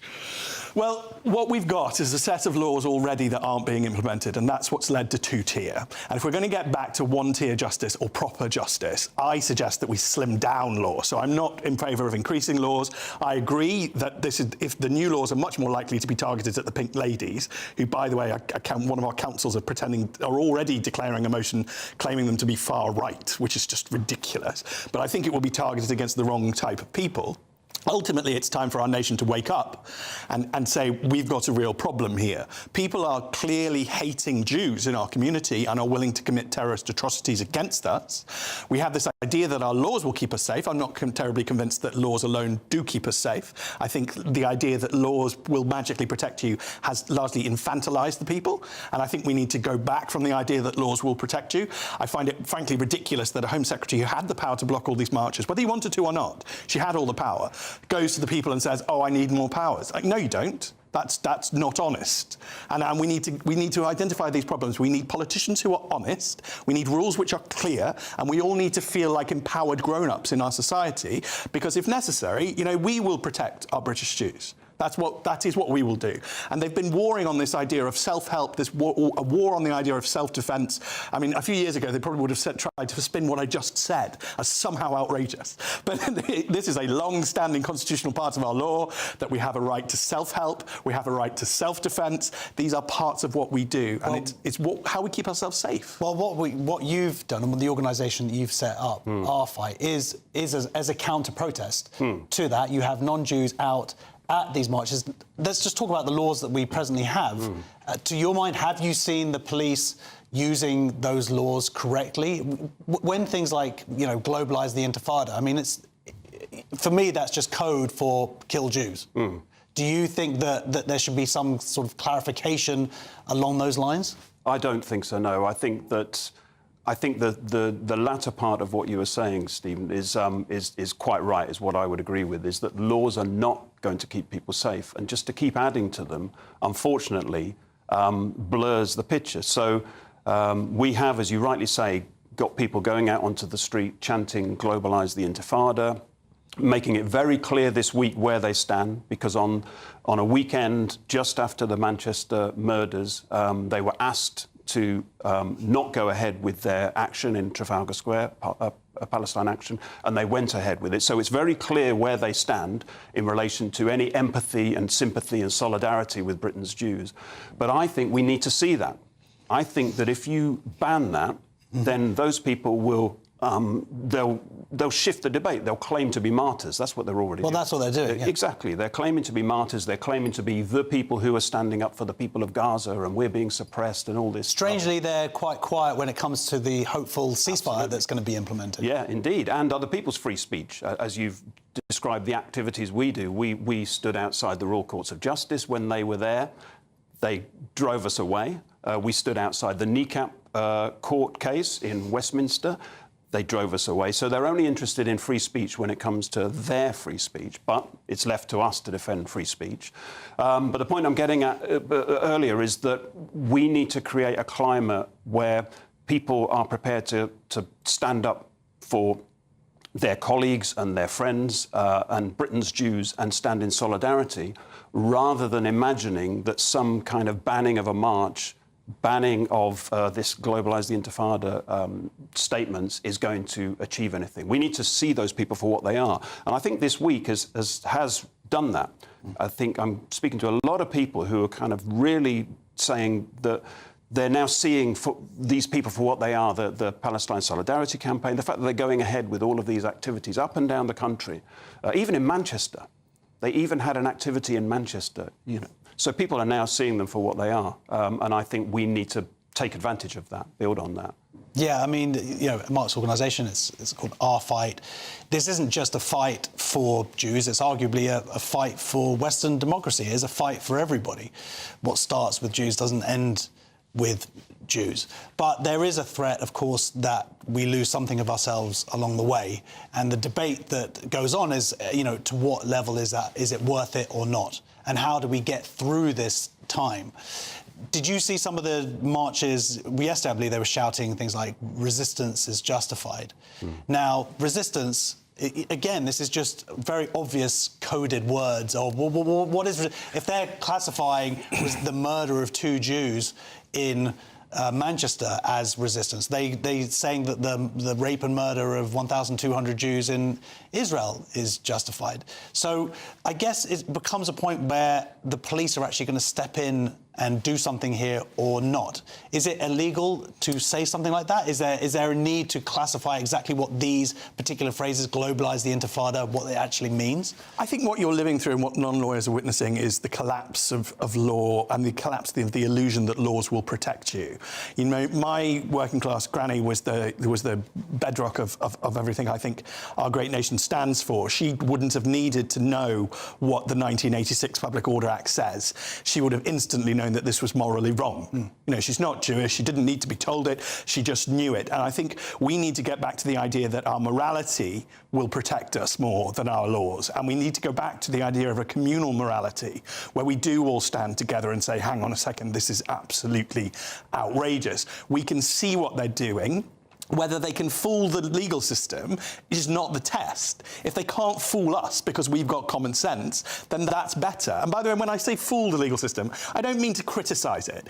The legal system can very easily become a tyrant if you let it. So it should be foolable. You know, it should be that there's ways around, and it is constrained by process, but we are not necessarily constrained by protest because we've got common sense. And I think this idea of getting rid of common sense, pushing away morality, saying that it's almost we almost got it completely topsy-turvy, to the point where people would ask me, before saying whether something was morally right or morally wrong, they'd ask me whether it was illegal. And if I said it was illegal, they'd say, oh, it's morally wrong. And then if I said it wasn't illegal, they go, oh, well, then it must be morally right, even though it's obviously not. So I just think we need morality back, and I think that's how we will protect ourselves and keep ourselves safe. I personally absolutely agree with everything you're saying, and part of that sense of Britishness and that fairness and that morality is standing up. You know, yes, let them march and say these words, but it's British people needing to actually be there. You've been there, your allies have been there. Before we leave, before we go to break, I just want to quickly say that you have an event on October 7th, which is the 2-year anniversary of the event in Israel. If you wouldn't mind just telling us about that, and hopefully we can have more allies there. Sure.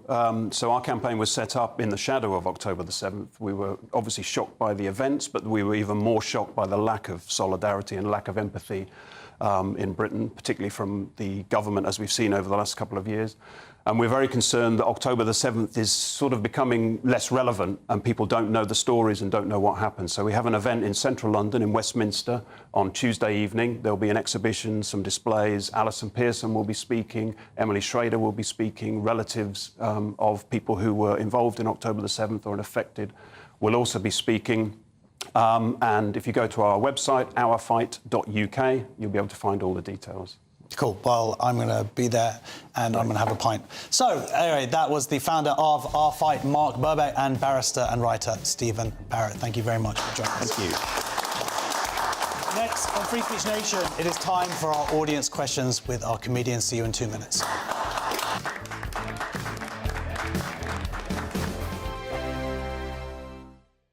Britain was once the envy of the world. But look around. A nation that no longer knows what it is or where it's going.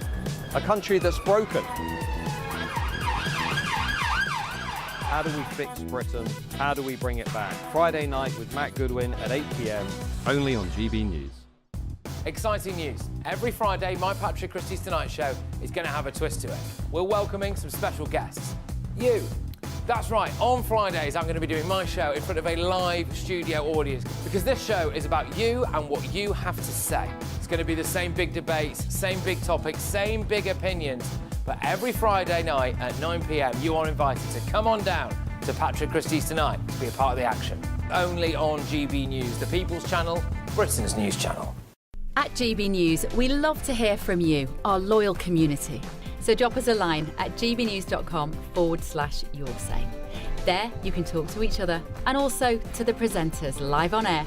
gbnews.com/yoursay, because GB News is your channel, Britain's news channel. Decisions made in Washington aren't just shaping America, they're shaping Britain too. From migration to global security, from crime to health. Whatever happens in the White House today will be felt in your town or city tomorrow.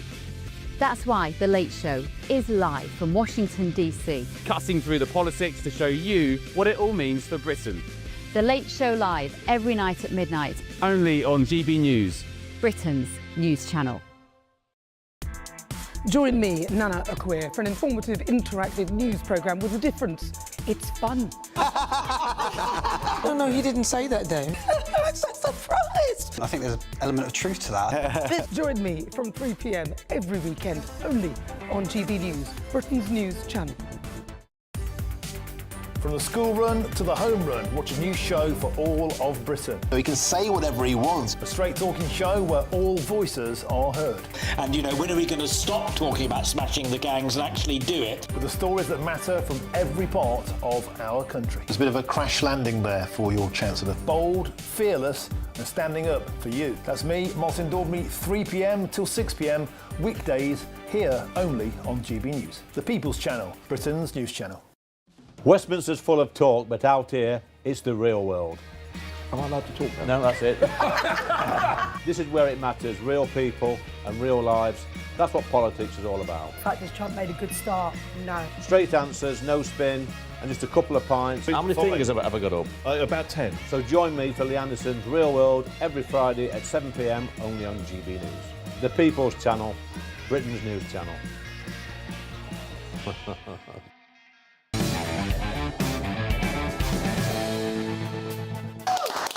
Welcome back to Free Speech Nation. We're going to get some more questions now from our audience, and our first question is from Terry. Should pensioners man the phone? Oh, straight into it. Should pensioners man the phone? So the Chartered Insurance Institute has advised insurers to avoid phrases like man the phones and pensioner, calling them sexist and ageist, gender-neutral and inclusive alternatives such as attend the phones and older individual are recommended to foster a welcoming environment. Critics, of course, argue that the guidance is excessive, saying it risks excluding ordinary people and lacks any common sense. So, Terry, you know, you have big muscles. Am I allowed to say that as a chartered insurance person? You're a man. You're the most manly person I've ever seen in my life. Does that word offend you? It doesn't, no. I think that when you try to appease a very few amount of people who we're unlikely to even meet, and you irritate 99.9% of the rest of the population, then we have to stop doing this. It's completely unnecessary. There are some people that would be happy for these changes, but we need to stop appeasing these people, honestly. So look at that. Looks, the body, and he's also got the brains. I hate him!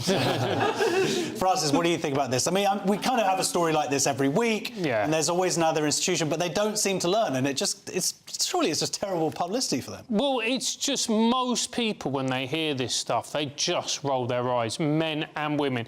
Do you know what I call it? I call it the gender-neutral toilet effect, where everyone's like, oh my God, there's a small minority of people going, no one cares, man, it's just really good, like, anyone can go in and use the toilets, and that's fine. And everybody else hates it, particularly women. Yes, because they do such smelly poos. Yeah. That's what I've learned over the last few years of gender-neutral toilets. No. What do you think about this? I mean, this is it's an insurance company this time coming out with the same old bump, and of course, they're spending money. They're spending their customers' money to write these reports up. Absolutely. The whole, equality woke business is, of course, big money, and when it's funded by the taxpayer or by the consumers, it's a waste of money. Again, to quote Norm MacDonald, he was explaining the word cisgender to a fellow older comedian, and he said, it's a way of discriminating against the majority of the people, or normal people. But what is ironic is that these attempts, guised under, the idea of being tolerant and inclusive, often backfires. For example, in this manual that they've come up with... manual. In this... person, I don't know, what are we supposed to call Manchester? Or they asked Justin Trudeau about mankind, and he said, no, we say personkind, how did that go? But my point is, they don't like the word pensioner, because it might be offensive or loaded with judgment. But what are the alternatives? Older person. I think in this day and age, having a pension is sort of a compliment, because some of us will never see that pension. Well, look, let's go to our resident old person. John, no. He's over there. He liked it. Don't worry. If you're offended at home, he laughed, didn't you, John?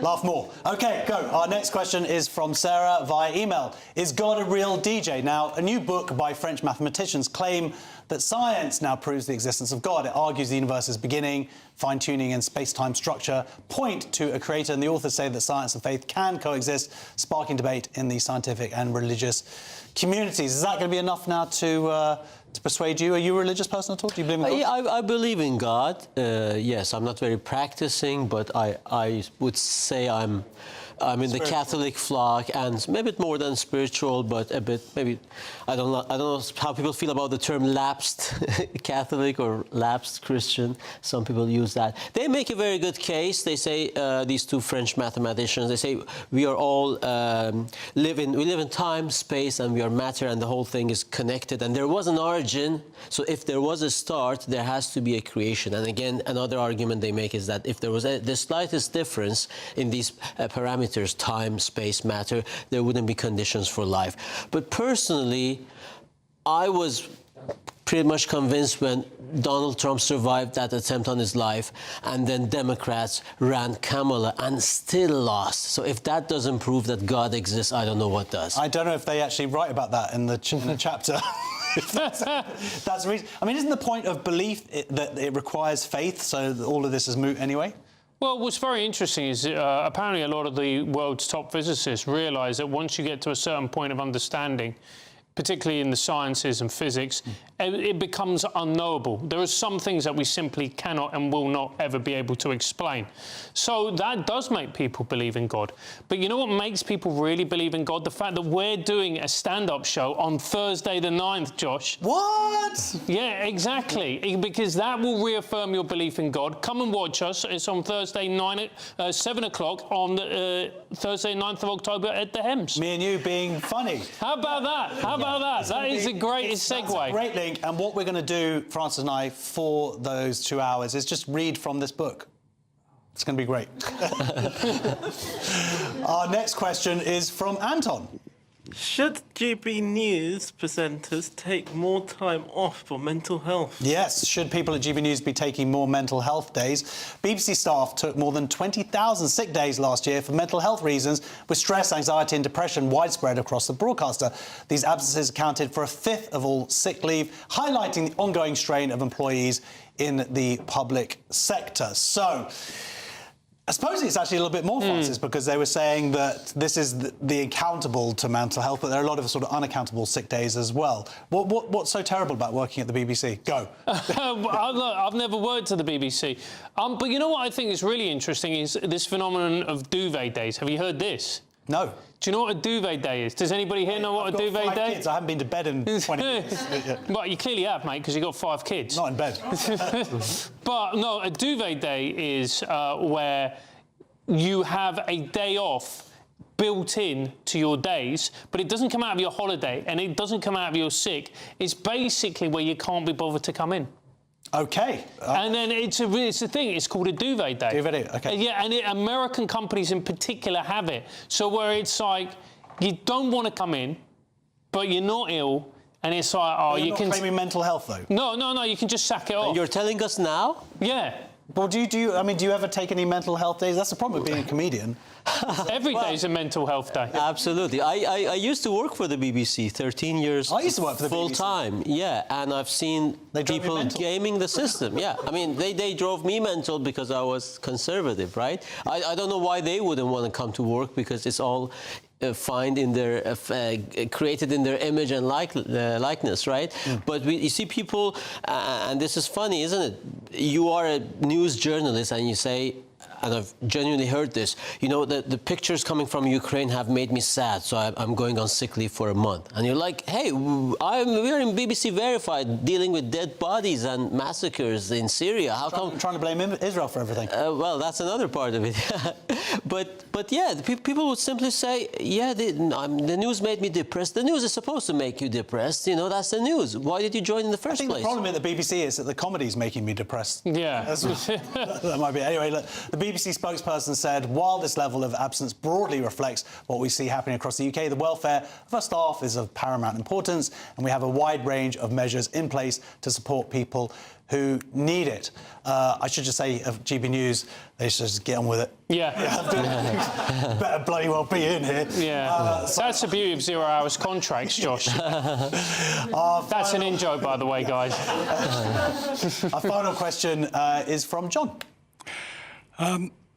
Should James Bond have a license to give a trigger warning? Oh, very nice. Should James Bond have a license to give a trigger warning? The University of Portsmouth has added a trigger warning to Ian Fleming's Dr. No, citing racism and xenophobia in the novel. The warning is part of a content notes on over 50 texts intended to help students engage critically with sensitive material.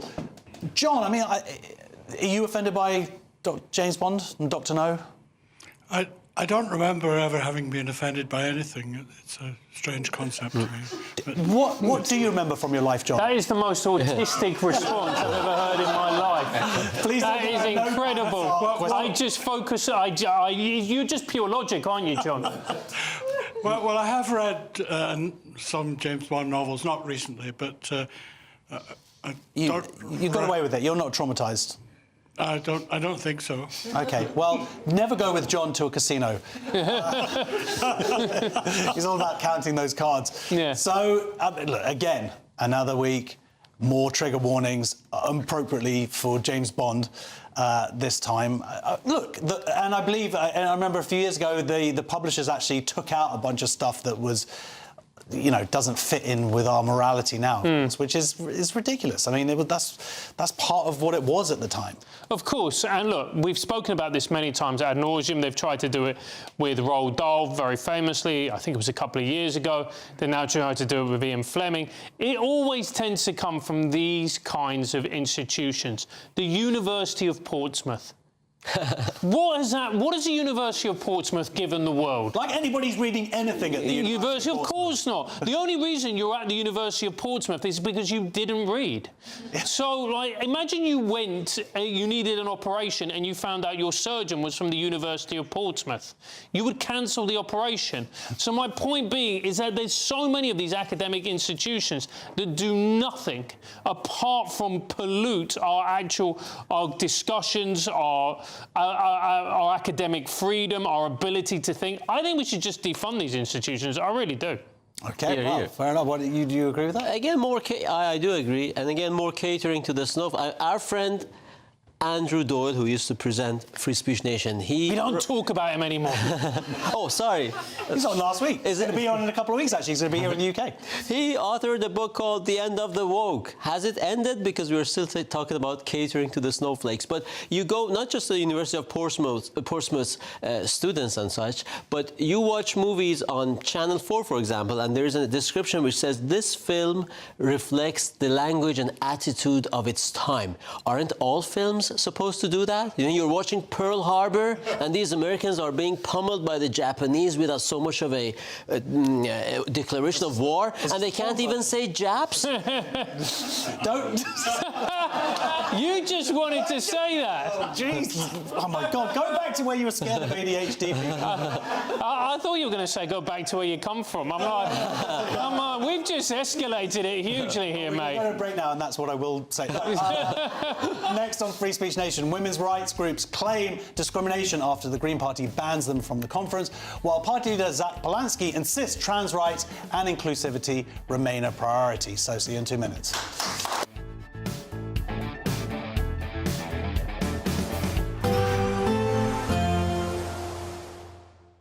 Dinner under the stars tonight? That reminds me of our travel insurance. You mean All Clear Skies? All Clear Travel Insurance sponsors GB News Travel Destinations Forecast. It's been very unsettled across parts of the eastern Mediterranean, and it will stay pretty wet across Greece and parts of the Balkans through the next few days. But Iberia, the Canary Islands and also Madeira having plenty of fine weather through the day on Monday. 1 or 2 showers for eastern Spain, but lots of fine sunny conditions across Italy too. We'll run into those thunderstorms and heavy spells of rain there across Greece, some stronger winds as well. And as we go towards Tuesday in the middle part of the week, that unsettled weather will push in towards Turkey as well, so potentially some flooding here. All Clear Travel Insurance sponsors GB News Travel Destinations Forecast. Good evening and welcome to our latest GB News weather from the Met Office. After a stormy start to the weekend, the north-south split that we saw last week is going to return as we head into the new working week. It's all thanks to high pressure building down to the south of the UK. We'll continue to see some weather fronts just skirting across the very far north, bringing some further cloud and outbreaks of rain, particularly across western parts of Scotland. as we head through the end of Sunday. This perhaps turning heavy at times in places, but mostly light, persistent rain and drizzle across western hills. Across much of England and Wales, though, generally a drier night to come, plenty of clear spells on offer and perhaps turning a little chilly in some rural spots in the very far south. Temperatures could be dropping down into the low single figures. A milder start then, though, across the very far north, particularly if you're stuck underneath that cloud and rain, and quite a damp start to the new working week across western parts of Scotland. We'll continue to see those outbreaks of rain persisting through much of the day. It'll perhaps be a little bit drier across eastern parts of Scotland, though still rather cloudy, and a cloudy start to the day across much of Northern Ireland and Northern England too. Some low cloud and mist and murk is possible over the hills, but any mist and fog that we might see developing under those clear skies overnight across much of England and Wales will clear relatively quickly through the morning, leaving a dry and bright start for many places in the south. That north-south split then continues as we go throughout much of Monday. Outbreaks of rain continuing across western parts of Scotland through the afternoon, but the best of any prolonged sunshine definitely across the south and the southeast. And temperatures will be up a little on Monday compared to what we saw over the weekend.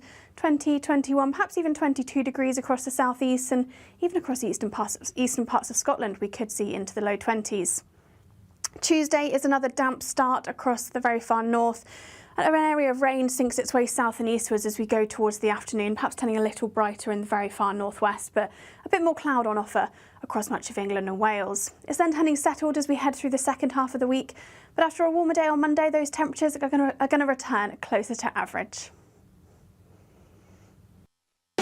You want to know what's really going on in the corridors of power? Labour don't know what to do with you half the time, and that makes you quite lethal in the chamber. Get behind the headlines with Chopper's political podcast. Join me, Christopher Hope, as I sit down with the great and the good of British politics. We'll see where this ruling takes us. These are the stories shaping our nation. Chopper's political podcast, available now on all platforms. Listen in and stay ahead. It's Patrick Christie's Tonight, and here we do things differently. It's explaining the absolute madness of this, doesn't it? It's explosive. I mean, this is very good. It's lively. 850. Your government sat there, Sean, and it did nothing. It's controversial. And the Middle East has been in turmoil since before I was born. It's everything you need to kickstart your evening. Everyone's had their Weetabix tonight. I love to see it. That's Patrick Christie's Tonight, weeknights from 9 p.m. Only on GB News, the People's Channel, Britain's news channel.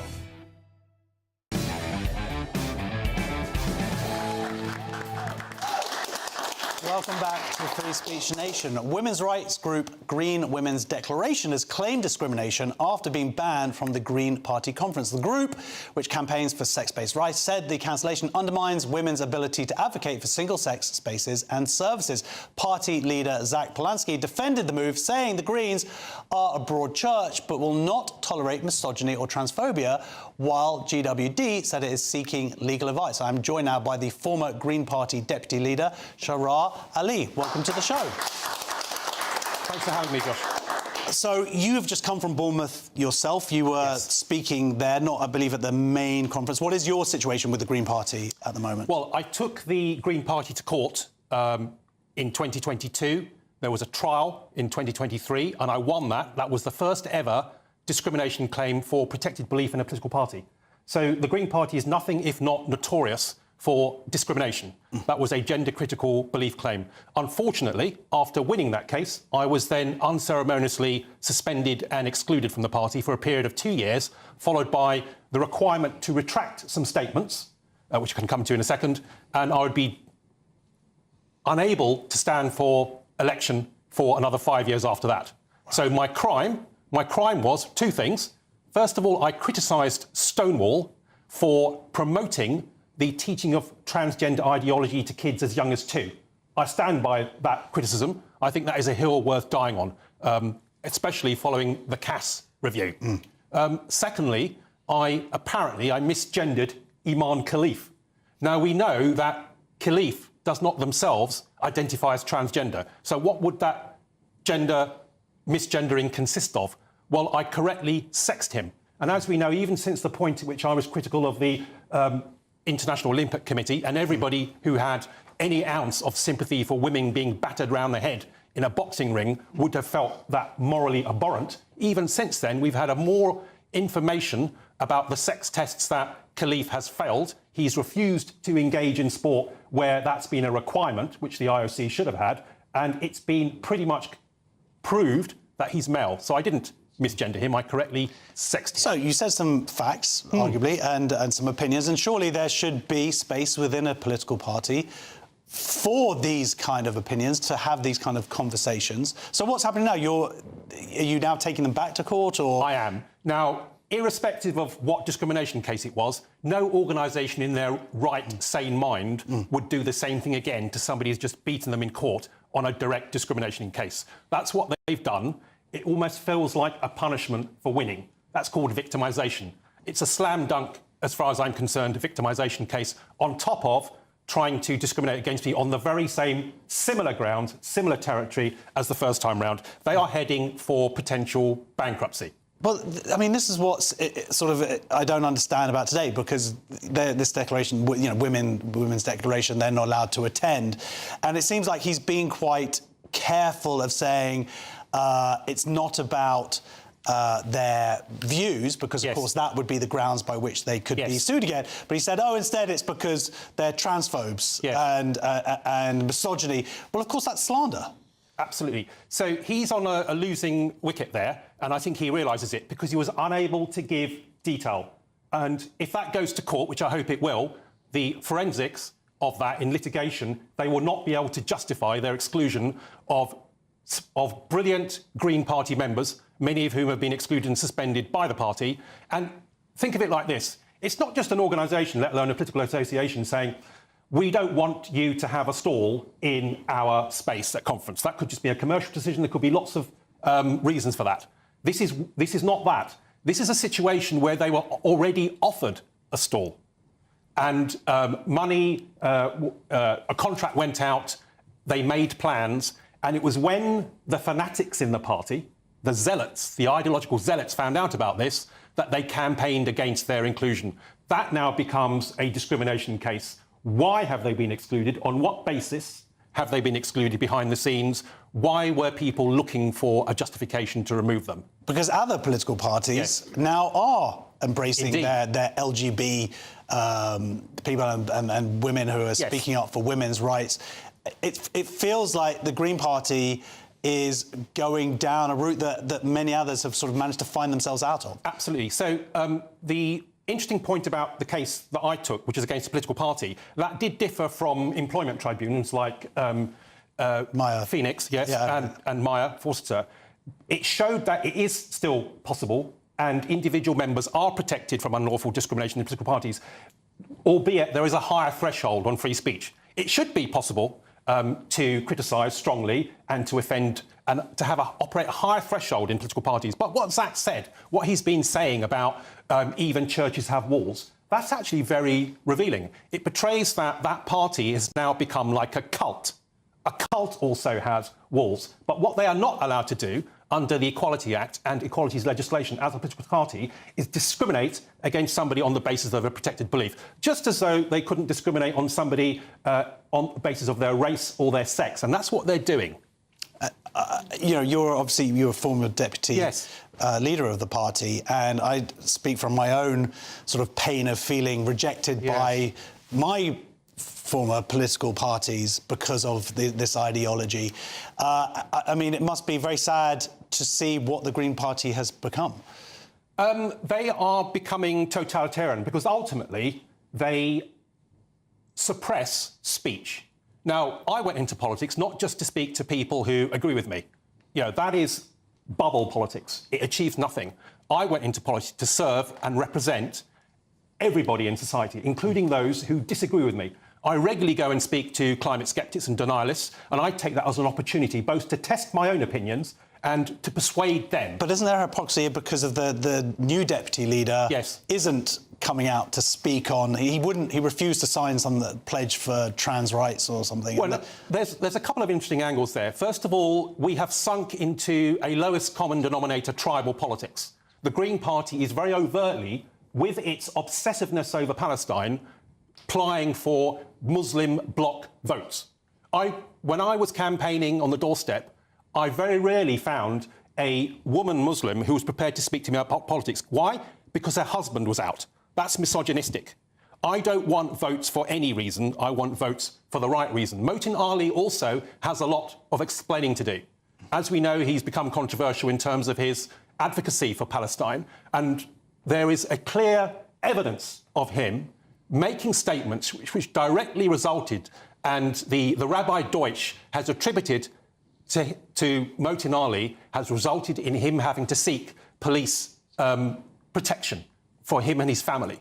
Now, whether or not you call the original statements anti-Semitic, I think they were grossly irresponsible. They have resulted in anti-Semitic incidents. And Motin Ali, and I appeal to him directly, if he cares even about his own political trajectory and career in the party, he must unequivocally apologise for those comments, because it's damaging the integrity of the party and it is damaging race relations in this country. OK, well, thank you very much for joining us. And good luck with your case. The former Green Party Deputy Leader, Sharar Ali. Oh, you see, he's a politician. Yeah! We're all inspired. Right, next on Free Speech Nation, Elon Musk is urging viewers to cancel Netflix, calling it a Trojan horse, pushing transgender ideology onto kids. See you in 2 minutes.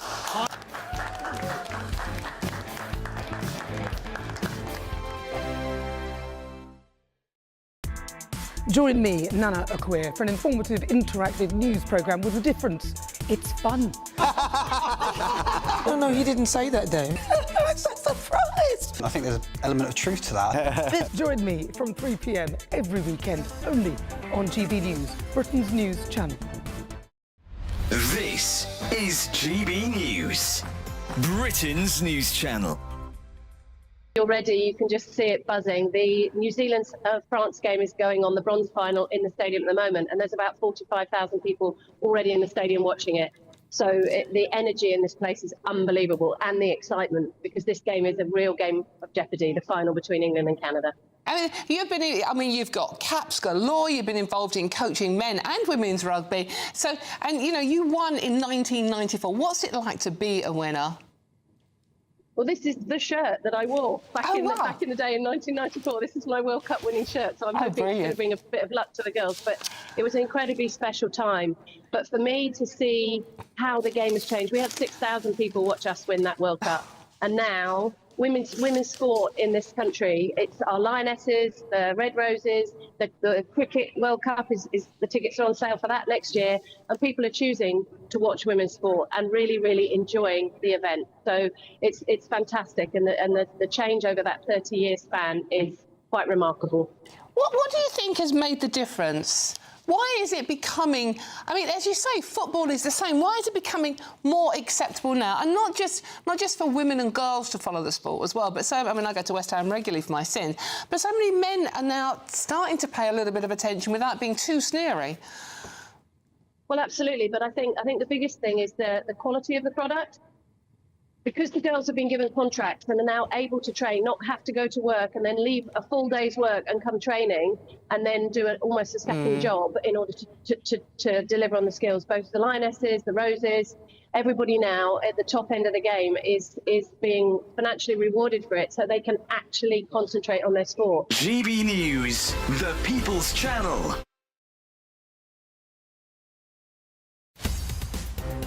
In the GB Newsroom, we bring you the news as it happens. With our team of dedicated journalists across the UK. We're ready to keep you up to date with what's happening every half an hour, every single day. Bulletins here on GB News, the People's Channel, Britain's news channel. Britain was once the envy of the world. But look around. A nation that no longer knows what it is or where it's going. A country that's broken. How do we fix Britain? How do we bring it back? Friday night with Matt Goodwin at 8 p.m, only on GB News.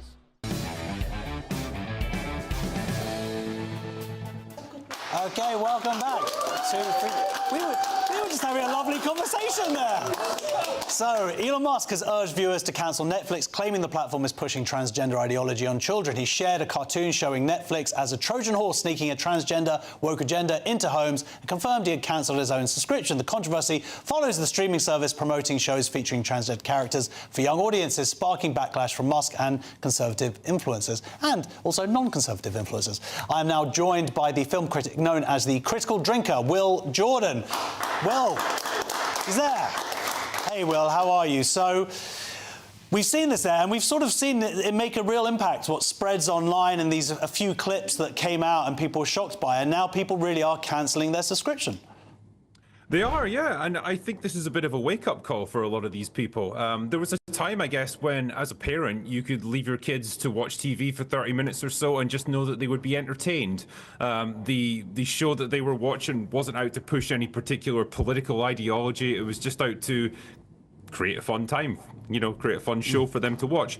And it seems that that has changed in recent years, and people are getting a real wake-up call over this. And as a result, yeah, in this campaign led by Elon Musk, people are mass cancelling their Netflix subscriptions, and it has actually hurt their share price. I believe it's dropped about 3 or 4% over the past week or so, which is not inconsiderable. But this is what we always were going to see, was kind of woke ideology, and we've seen it with other products, and Netflix, of course, is a product, an entertainment product, but that is ultimately how we're going to have change here. We've talked before about how Disney are now changing their approach, and now do you think Netflix will actually have to listen because they're being forced to listen? I think companies across the board are starting to listen to this stuff a lot more. Like we saw this recently in America with the restaurant chain Cracker Barrel. They changed their entire logo, their branding and everything, because I guess having an old white guy on the logo was just too upsetting for some people. It sparked a massive backlash across social media, and they ended up having to go right back to what they had before. So companies will respond to this stuff if there's enough of a backlash against it, if enough people stand up and say, no, we're not accepting this, we don't want this. And I think that's a good thing. People are allowed to have their voices heard at this point, and it's starting to happen more and more now.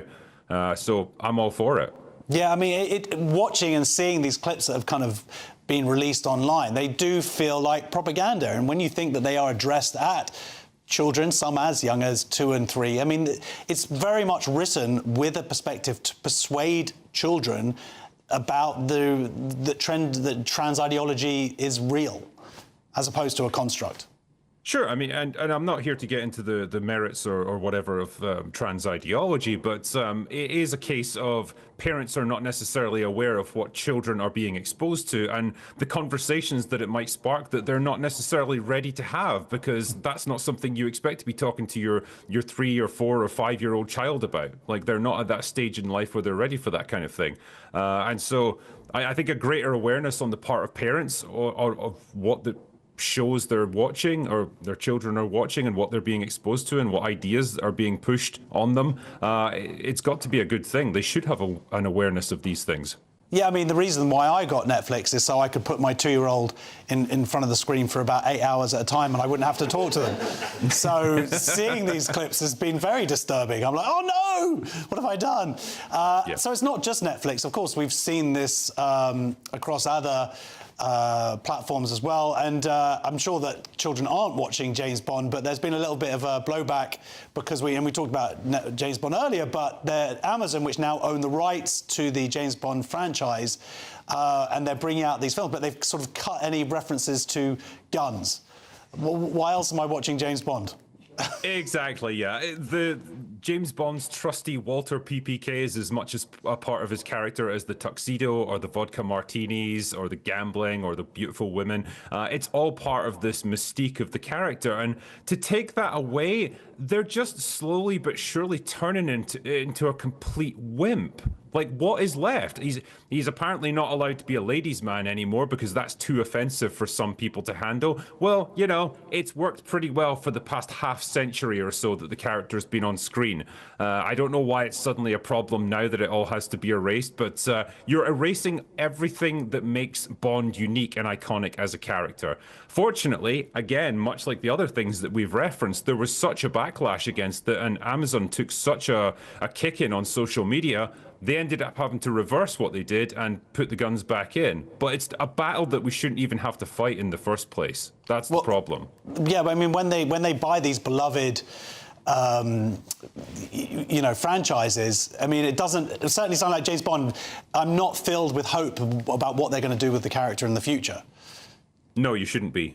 No, I've got no faith in that. I think particularly because people like Barbara Broccoli, who were very much the custodians of Bond on screen, she had very definite ideas about what she wanted the character to be, and she'd been, you know, really at the reins of the franchise for the past 30 years or so. She's now gone, and so Amazon have control of it. And you've seen what they've done with other properties. You've seen what they've done with, say, Lord of the Rings, when they had their Rings of Power show. That just became modern day, you know, politics, modern day idealism injected into a world. Will, thank you so much. That's a critical trigger. Thank you so much for joining us. Ladies and gentlemen, thank you at home for joining us. Thank you to our wonderful studio audience. You can join us in the future, and see you next week. Take care.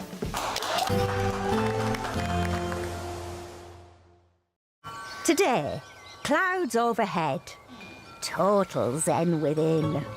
Boxed Solar sponsors the weather on GB News. Good evening, welcome to our latest GB News weather from the Met Office. After a stormy start to the weekend, the north-south split that we saw last week is going to return as we head into the new working week. It's all thanks to high pressure building down to the south of the UK. We'll continue to see some weather fronts just skirting across the very far north, bringing some further cloud and outbreaks of rain, particularly across western parts of Scotland as we head through the end of Sunday. This perhaps turning heavy at times in places, but mostly light, persistent rain and drizzle across western hills. Across much of England and Wales, though, generally a drier night to come, plenty of clear spells on offer and perhaps turning a little chilly in some rural spots in the very far south. Temperatures could be dropping down into the low single figures. A milder start then, though, across the very far north, particularly if you're stuck underneath that cloud and rain, and quite a damp start to the new working week across western parts of Scotland. We'll continue to see those outbreaks of rain persisting through much of the day. It'll perhaps be a little bit drier across eastern parts of Scotland, though still rather cloudy, and a cloudy start to the day across much of Northern Ireland and Northern England too. Some low cloud and mist and murk is possible over the hills, but any mist and fog that we might see developing under those clear skies overnight across much of England and Wales will clear relatively quickly through the morning, leaving a dry and bright start for many places in the south. That north-south split then continues as we go throughout much of Monday. Outbreaks of rain continuing across western parts of Scotland through the afternoon, but the best of any prolonged sunshine definitely across the south and the southeast. And temperatures will be up a little on Monday compared to what we saw over the weekend. 20, 21, perhaps even 22 degrees across the southeast, and even across eastern parts of Scotland we could see into the low 20s. Tuesday is another damp start across the very far north. An area of rain sinks its way south and eastwards as we go towards the afternoon, perhaps turning a little brighter in the very far northwest, but a bit more cloud on offer across much of England and Wales. It's then turning settled as we head through the second half of the week, but after a warmer day on Monday, those temperatures are going to return closer to average. Today, clouds overhead, total zen within. Boxed Solar sponsors the weather on GB News. You could bank an incredible £30,000 in tax-free cash to spend however you like. And if that wasn't enough, you'll also get to drive away in this brand new motorhome. This brand new 2025 Benimar Primero could be yours. It comes with all the mod cons you'd expect from a vehicle worth over £74,000 and comfortably sleeps 4 people. This prize package is worth over £104,000. For another chance to win, text WIN to 63225. One entry costs £2.50 plus one standard network rate message, or text bonus to 63225. 5 entries cost £5 plus one standard network rate message. Go to gbnews.com/win. Entries start at £2.50. Call 0903 686 3232. Calls cost £2.50 plus your network access charge. Or post your name and number to GB16 PO Box 8690 Derby DE1 9TT. UK only. Entrance must be 18 or over. Lines close at 4 p.m. on the 31st of October. Please check the closing time if listening or watching on demand. Exciting news. Every Friday, my Patrick Christie's Tonight Show is going to have a twist to it. We're welcoming some special guests. You. That's right, on Fridays I'm going to be doing my show in front of a live studio audience, because this show is about you and what you have to say. It's going to be the same big debates, same big topics, same big opinions, but every Friday night at 9 p.m. you are invited to come on down to Patrick Christie's Tonight to be a part of the action. Only on GB News, the People's Channel, Britain's news channel. Join me, Nana Akweer, for an informative, interactive news programme with a difference. It's fun. No, he didn't say that, though. I'm so surprised. I think there's an element of truth to that. Join me from 3 p.m. every weekend, only on GB News, Britain's news channel. From the school run to the home run, watch a new show for all of Britain. He can say whatever he wants. A straight-talking show where all voices are heard. And, you know, when are we going to stop talking about smashing the gangs and actually do it? With the stories that matter from every part of our country. There's a bit of a crash landing there for your Chancellor. Bold, fearless and standing up for you. That's me, Martin Daubney, 3 p.m. till 6 p.m, weekdays, here only on GB News. The People's Channel, Britain's news channel. Britain was once the envy of the world.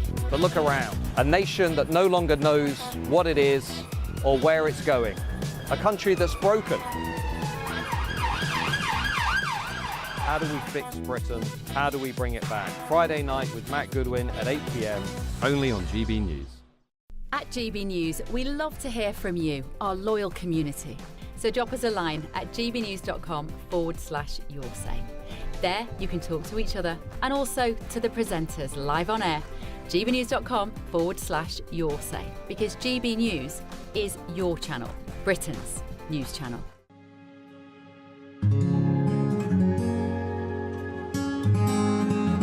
I think for far too long in this country, millions of people felt as though they weren't represented at all by the establishment media.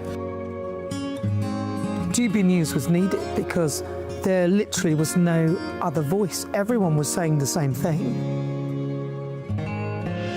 GB News exists because there is a desperate need for fearless journalism that puts the people first. GB News came on the scene as a disruptor, and it has always been a disruptor ever since. The mainstream is all about keeping the status quo as it is, ticking along quite nicely. They don't want to ask difficult questions. But journalism is journalism at the end of the day, and we're not here to serve any masters. Our masters are our audience. Charlie Peters, he gave a voice to the victims of grooming gangs, and now, of course, it's led to a national inquiry. GB News exists to make sure those concerns are put forward and people feel as though what they want to ask is put to those in power. We don't take orders from anyone. We ask the questions our viewers and listeners want answering. I know what's actually being discussed by my family and my friends. Us ordinary, hard-working British people have had enough. We've had enough. They're fed up with the same old establishment nonsense. Everything that we do is opening up conversations that others are afraid to go at. Why are you illegally bringing people into Britain? That is our job. Our job is to get to the truth. If it's important to you watching or listening at home, then it's important to us as well. That's what makes us the fearless champion of Britain.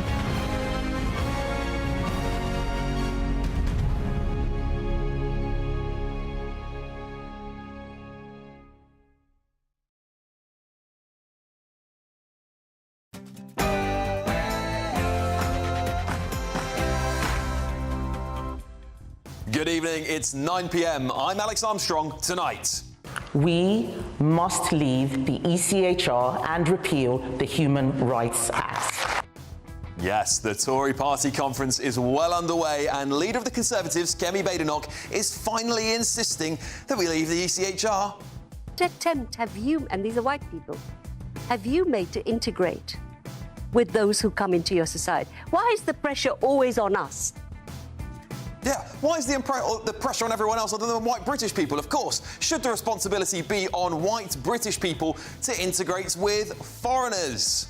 He's very racist person. I think he's very racist for the migrant. Well, you might remember Keir Starmer branded Nigel Farage's plans to abolish indefinite leave to remain as racist and immoral. Well, I went out on the streets to see what real people thought of that in Whitechapel in London. And